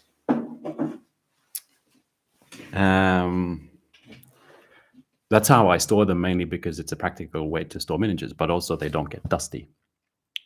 But maybe you meant for exhibition purposes, and that's trickier, I guess, because then, yeah.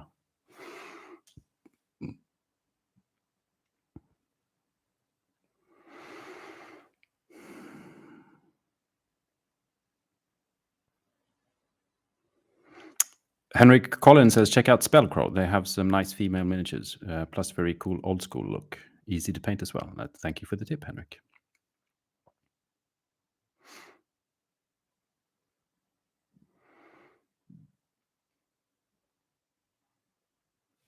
Gary Jensen says, yeah, the Sprugu and Milliput, sorry. Yeah, about sanding down and it was still lumpy. I guess that's the thing. One needs to sand more when that's the case. I mean, both of them become very, very hard. The Sprugu turns into the same kind of plastic as, it originally once was, and Milliput definitely turns very solid. So I guess just sand more.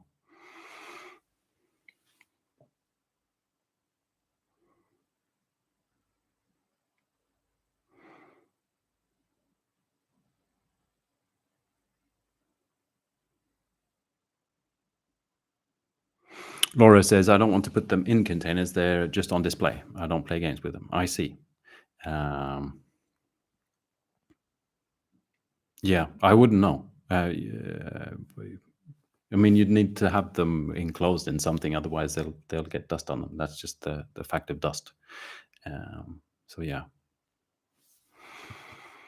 Kim Gludd, how are you, Kim? And yes, indeed, I'm live and streaming. It's good to see you. Princess Damien says, I use my airbrush for dusting minis, as you can control the flow. Also, IKEA has some cheap display cases, and they take PayPal now. So I was able to get them and pay in 3 installments. Okay. That's good. Yeah, and I guess you can buy a compressed air as well. I might as well go again, seeing as I'm already walking around.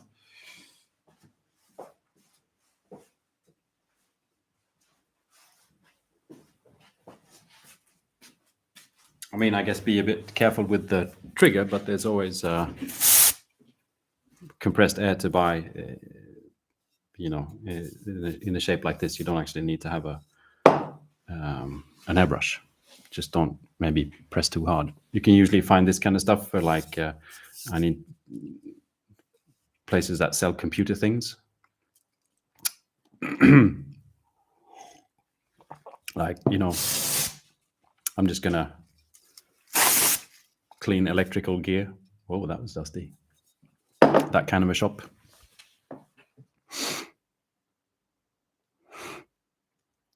Goodbye, Marcus. Hope you have a good day.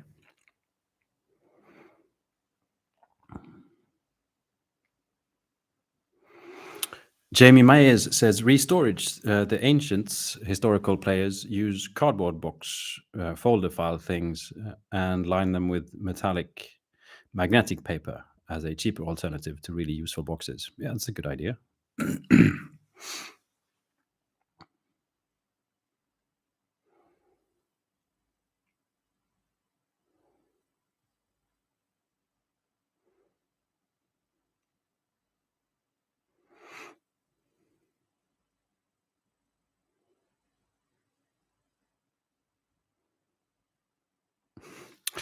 Meandering Shade says, I've literally been dragging around stacks of really useful boxes in my hobby room this entire stream. The 19-liter ones mostly, trying to reorganize my RPG collection. Yeah, see, there you are. There's not many wargamers without the really useful boxes. And they are really useful. Blowfish says, hi, 52 Miniatures, love your videos. Well, thank you for letting me know. And thank you, Zed Ramirez. Says, hey, Alex, cheap computer cases on Amazon for display.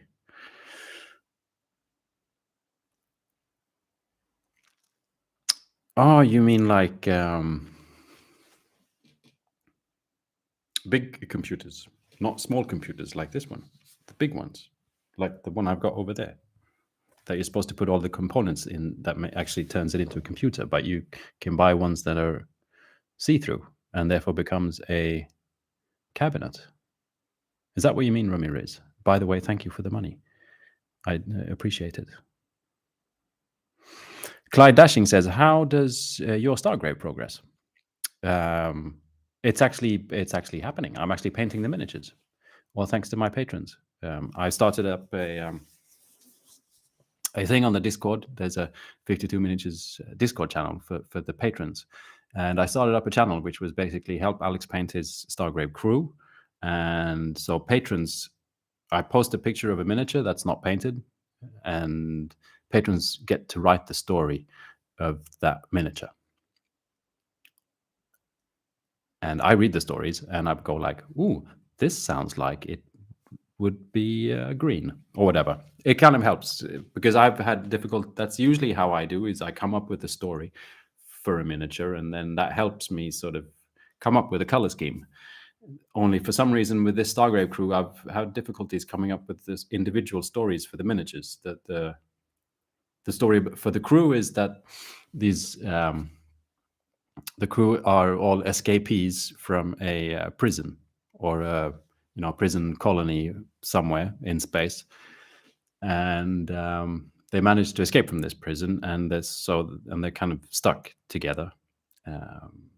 They were all needed somehow, each individual in order to escape. They might not actually be friends or friendly, but they need each other's qualities to be able to escape from the prison. And then I guess they're just stuck in a spaceship, and thus they're a crew. That was just the background story, and it doesn't mean that they can be criminals. They can be, prisoners of war. They can be just falsely accused. Whatever. That's open to interpretation. And then patrons get to just come up with the rest of the idea, and then I interpret that and start painting. And so I've almost finished one miniature, and I posted the second picture of the second miniature, a picture of the second miniature, and still waiting for more stories of that. So please, dear patrons on Discord, write a story about the robot. It's a robot.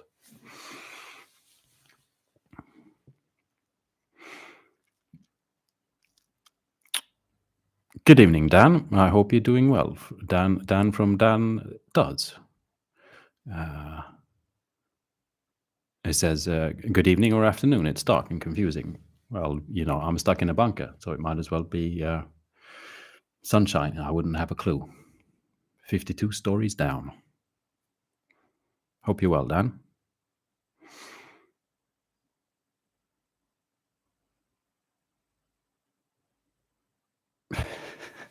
Adrian says, really useful boxes should do a wargaming line of boxes that are exactly the same, but 2 or 3 times the price.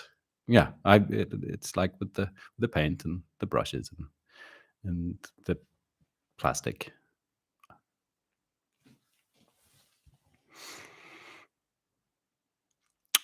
Jamie Mayer says, I have Bad Squiddo's werewolf and Dracula figures for when I eventually have enough painted figures to play Silver Bayonet.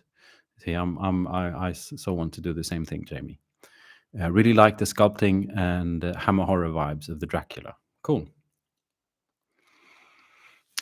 Alison, by the way, have I said hi, Alison? Hi, Alison.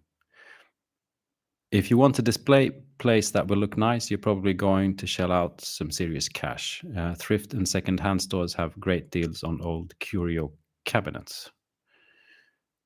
Yeah. Yeah, see, I mean, that's the time is usually the best thing to have. If you're not sort of, I don't want to buy something, I don't need to buy something now. You can just have it in your head and try and have a look around at sort of second-hand stores and whatever they're called, thrift stores, thrift shops, and maybe one day something will show up.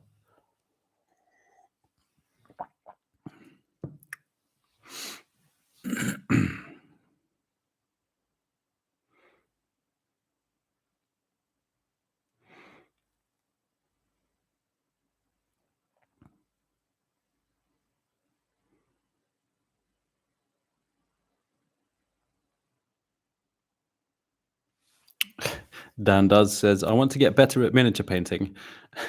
Unlike Bill, which is Dan's brother, Bill making stuff. I'm watching everything of yours with a notepad. You should watch it with the brush instead, maybe, Dan, and paint. But I'm sorry. Thank you. That's good to hear.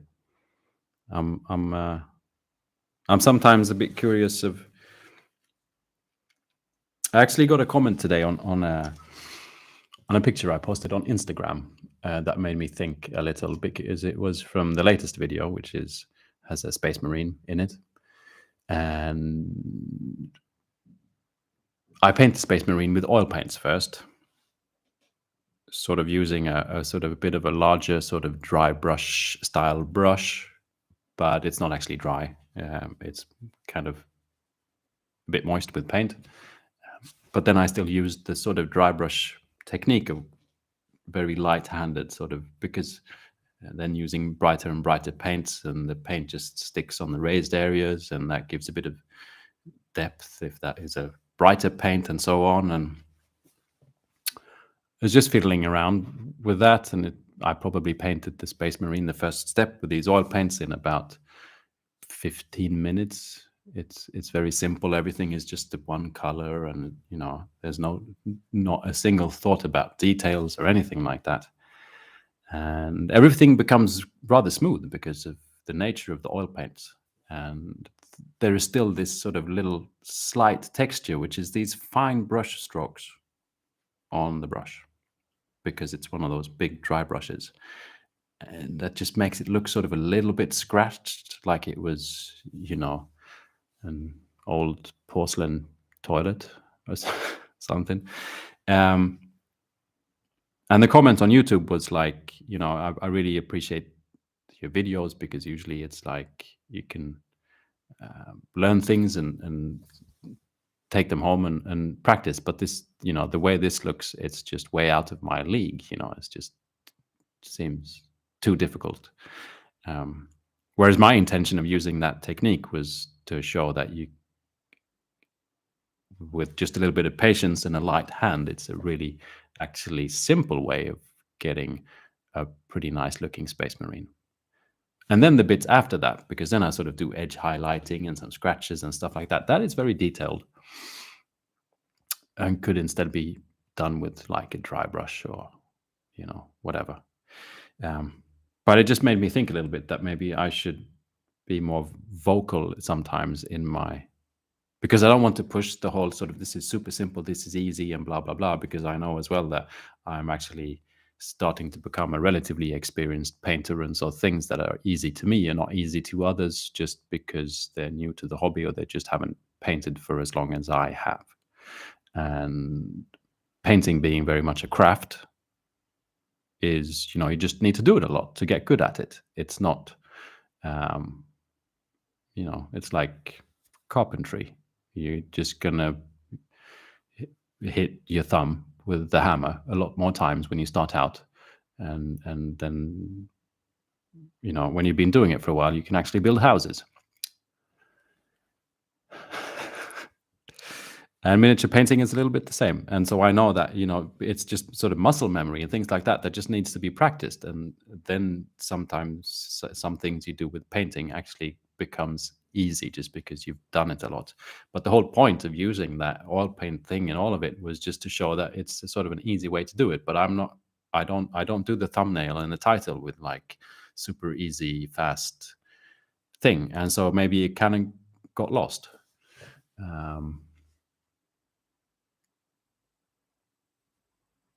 And I think I imagine that sometimes people watch my videos and they try the same thing. And if they did, maybe they'd discover that, wow, that was pretty efficient and it turned out great. But maybe with oil paints, that's a step too far because there's so many people still a little bit afraid of oil paints. And then the video just turns into like, I'm just going to watch Alex paint something and I'm just never going to try and replicate it, which is a bit of a shame because partly I want my videos to inspire people. Well, that's the major part, really. Just watch one of my videos, and maybe if you feel a little bit more like painting afterwards, then I've succeeded with my mission. But I mean, another part is as well that I try and think of just different ways to paint things, so that maybe somewhere there's something for everyone. Well, that's not for me, but maybe that's for me or whatever. And just to try and make people get inspired to try different ways of painting and whatever they feel comfortable with. It's not, you don't have to stick to like whatever everyone else is talking about, you know. But it's a shame if my videos just turn into like a showcase and no one really tries any of the stuff that's in there. This was all based of just the one little comment on Instagram. Can you imagine what my mind is like after reading all the comments on Instagram and all the comments on YouTube? It's like a cheese fondue up there.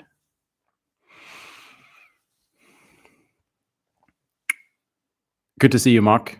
Take care and hopefully talk to you soon.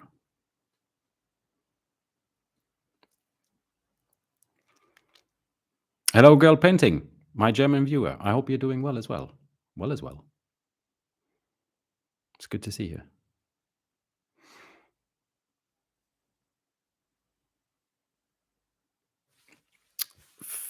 Feisty Crabman says, during peak pandemic, I taught graphic design classes at my local university. I've often wondered what would happen if the staff from the fine arts department got into tabletop painting.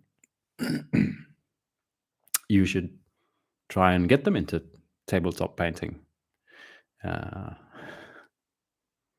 don't know what would happen. How come? Why? What are your thoughts here? Are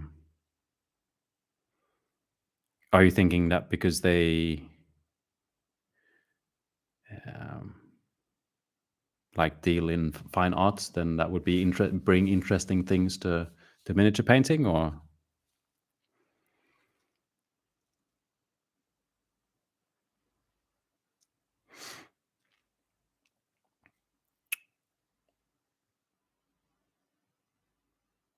Dan says, because I'm painting minis, I've sculpted. I'm trying to get great painting results while also trying to correct sculpting mistakes with painting techniques. Yeah, I get it. So, like, paint over your mistakes, kind of a thing. I definitely think that um,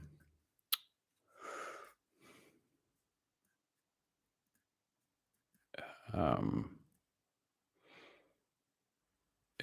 mean, it doesn't always go hand in hand. A lot of like crafters are great at crafting, and that's the big thing. That's also the focus usually. If we're just going to talk about YouTube and YouTubers, it's like crafting can be is the major part, and that's why people watch. And the painting is usually just at the end put in a bit more as a last step because things need to get paint on it. Um, I'm not saying this is for everyone. It's just sort of my sort of general opinion sometimes. And sometimes I see things that have been crafted really, really well that maybe, I mean, it just could so look so radically different. And if as much time was put on the paint job as I put on the paint job, but that's also not really possible because then there wouldn't maybe be much time for the crafting. Um, So there should be probably more combo collaborations like that, maybe. Someone crafts and someone else paints. Um, Difficult to find an audience though, because usually most views goes to things that Games Workshop have crafted.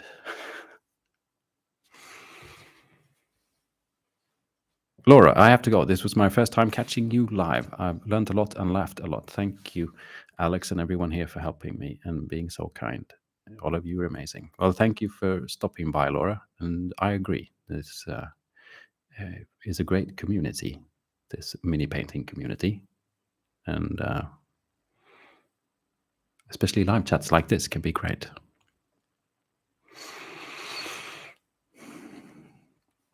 Feisty Crabman says, I'd like to see what traditionally trained fine artists would do on a tiny scale. Yeah.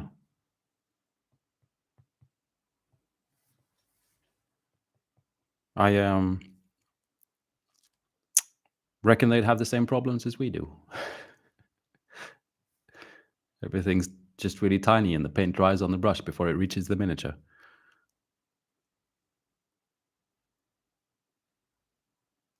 Adrian says, the Idols of Torment video was well received, wasn't it? Great mix of crafting and painting. Yes, very true. That was...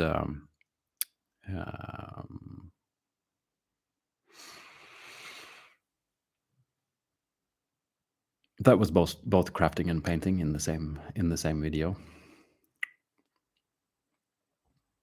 So yeah, you're right, Adrian. It can be done. Alison says fine artist plus minis equals Julie Wera. Maybe. She's amazing.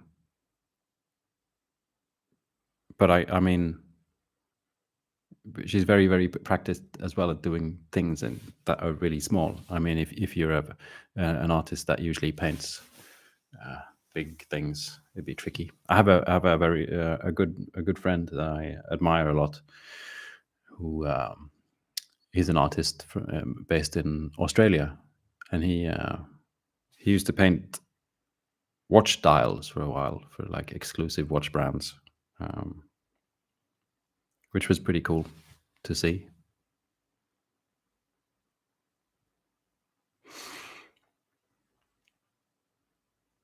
Dan says you're not just a miniature painter anymore. Surely these dioramas are top shelf. Probably, but I think there's a difference between the scratch build mentality and building a diorama.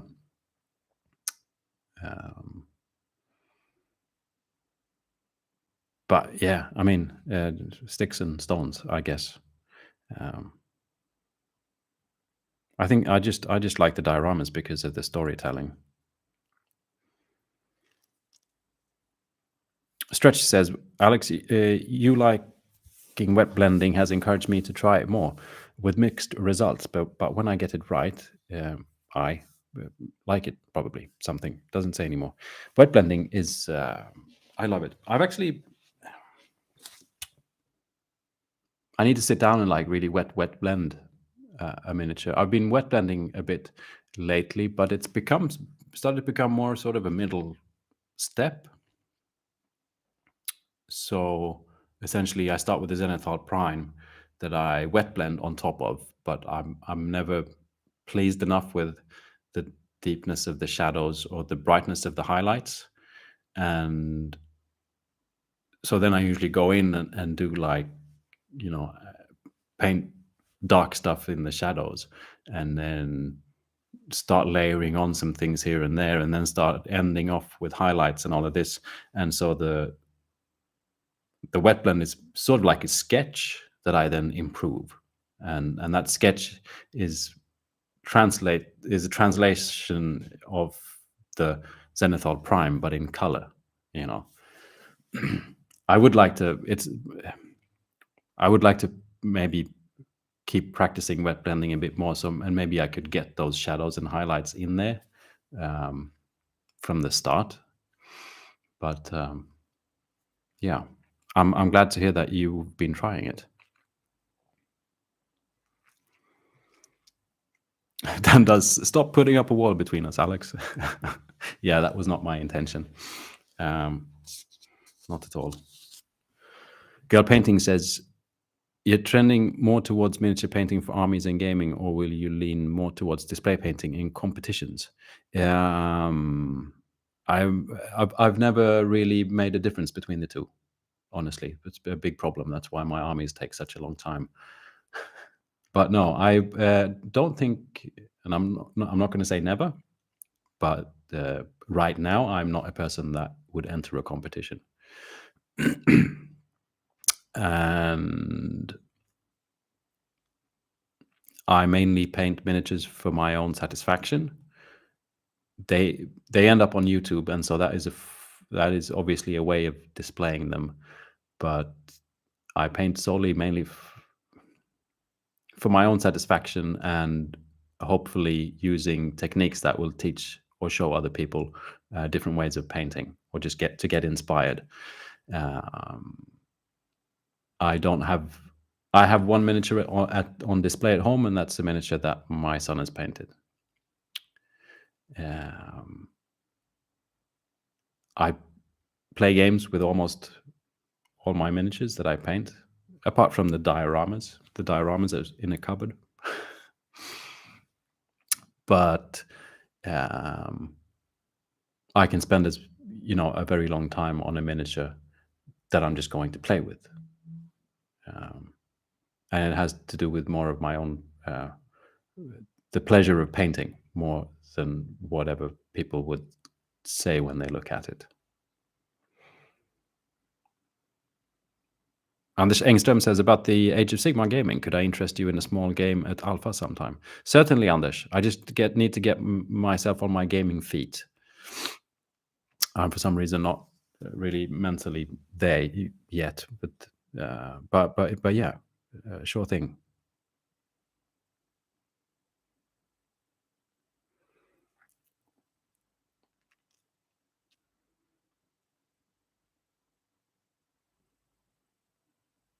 Lots of questions. I'm going to quickly answer them, and then I'm going to get out of here because it's been 2 hours and I can feel my voice is like saying bye-bye.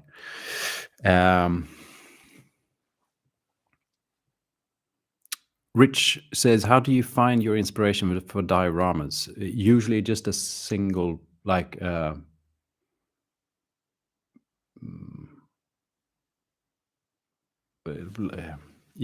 story, but a very, very simple one that I then...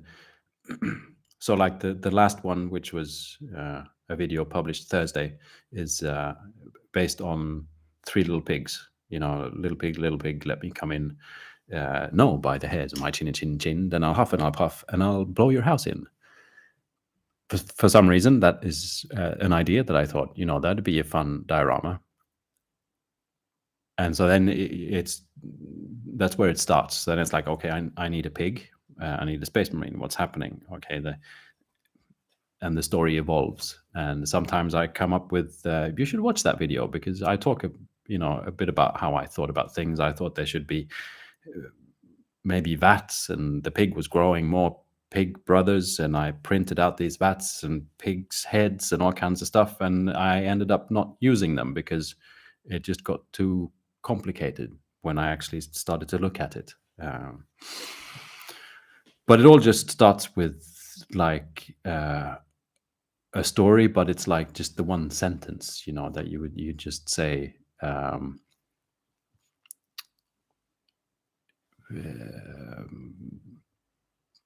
Space Marine on the Death Star. Then all of a sudden you're like, okay, but what part of the Death Star? And should there be like, should there be a Jedi in it or not? Or is Darth Vader there? Or blah, blah, and then things continue, and you take different choices along the way. But it always starts with like the very broad story. Dan says, would you be open to painting a sculpture? Totally depends, Dan. If you're asking as in like, would you like to paint one of my sculptures and do a video on it? Or is it like, would you at some point in your life just feel happier if you painted a sculpture that someone made? Which is my answer to both of those questions would be, I don't know. I think it would probably be a fun thing when the time is right, is the answer to both of those questions.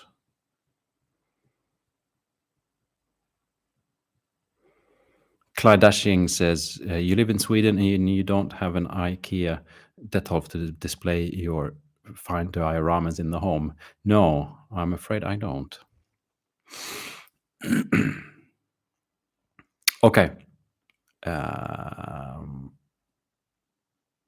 That's about it. I'm going to get out of here now. Thank you, all of you, very much for joining in. It's been a pleasure. I hope you continue to have a lovely Sunday, and hopefully I'll see you in another 2 weeks. I try and do this every other week on Sundays. And I've not been able to do it for a little while because I've been out of town on those Sundays doing other types of work. But now I shouldn't be away all that much. And yeah, that's about it. It's been great. And you're all great. Okay?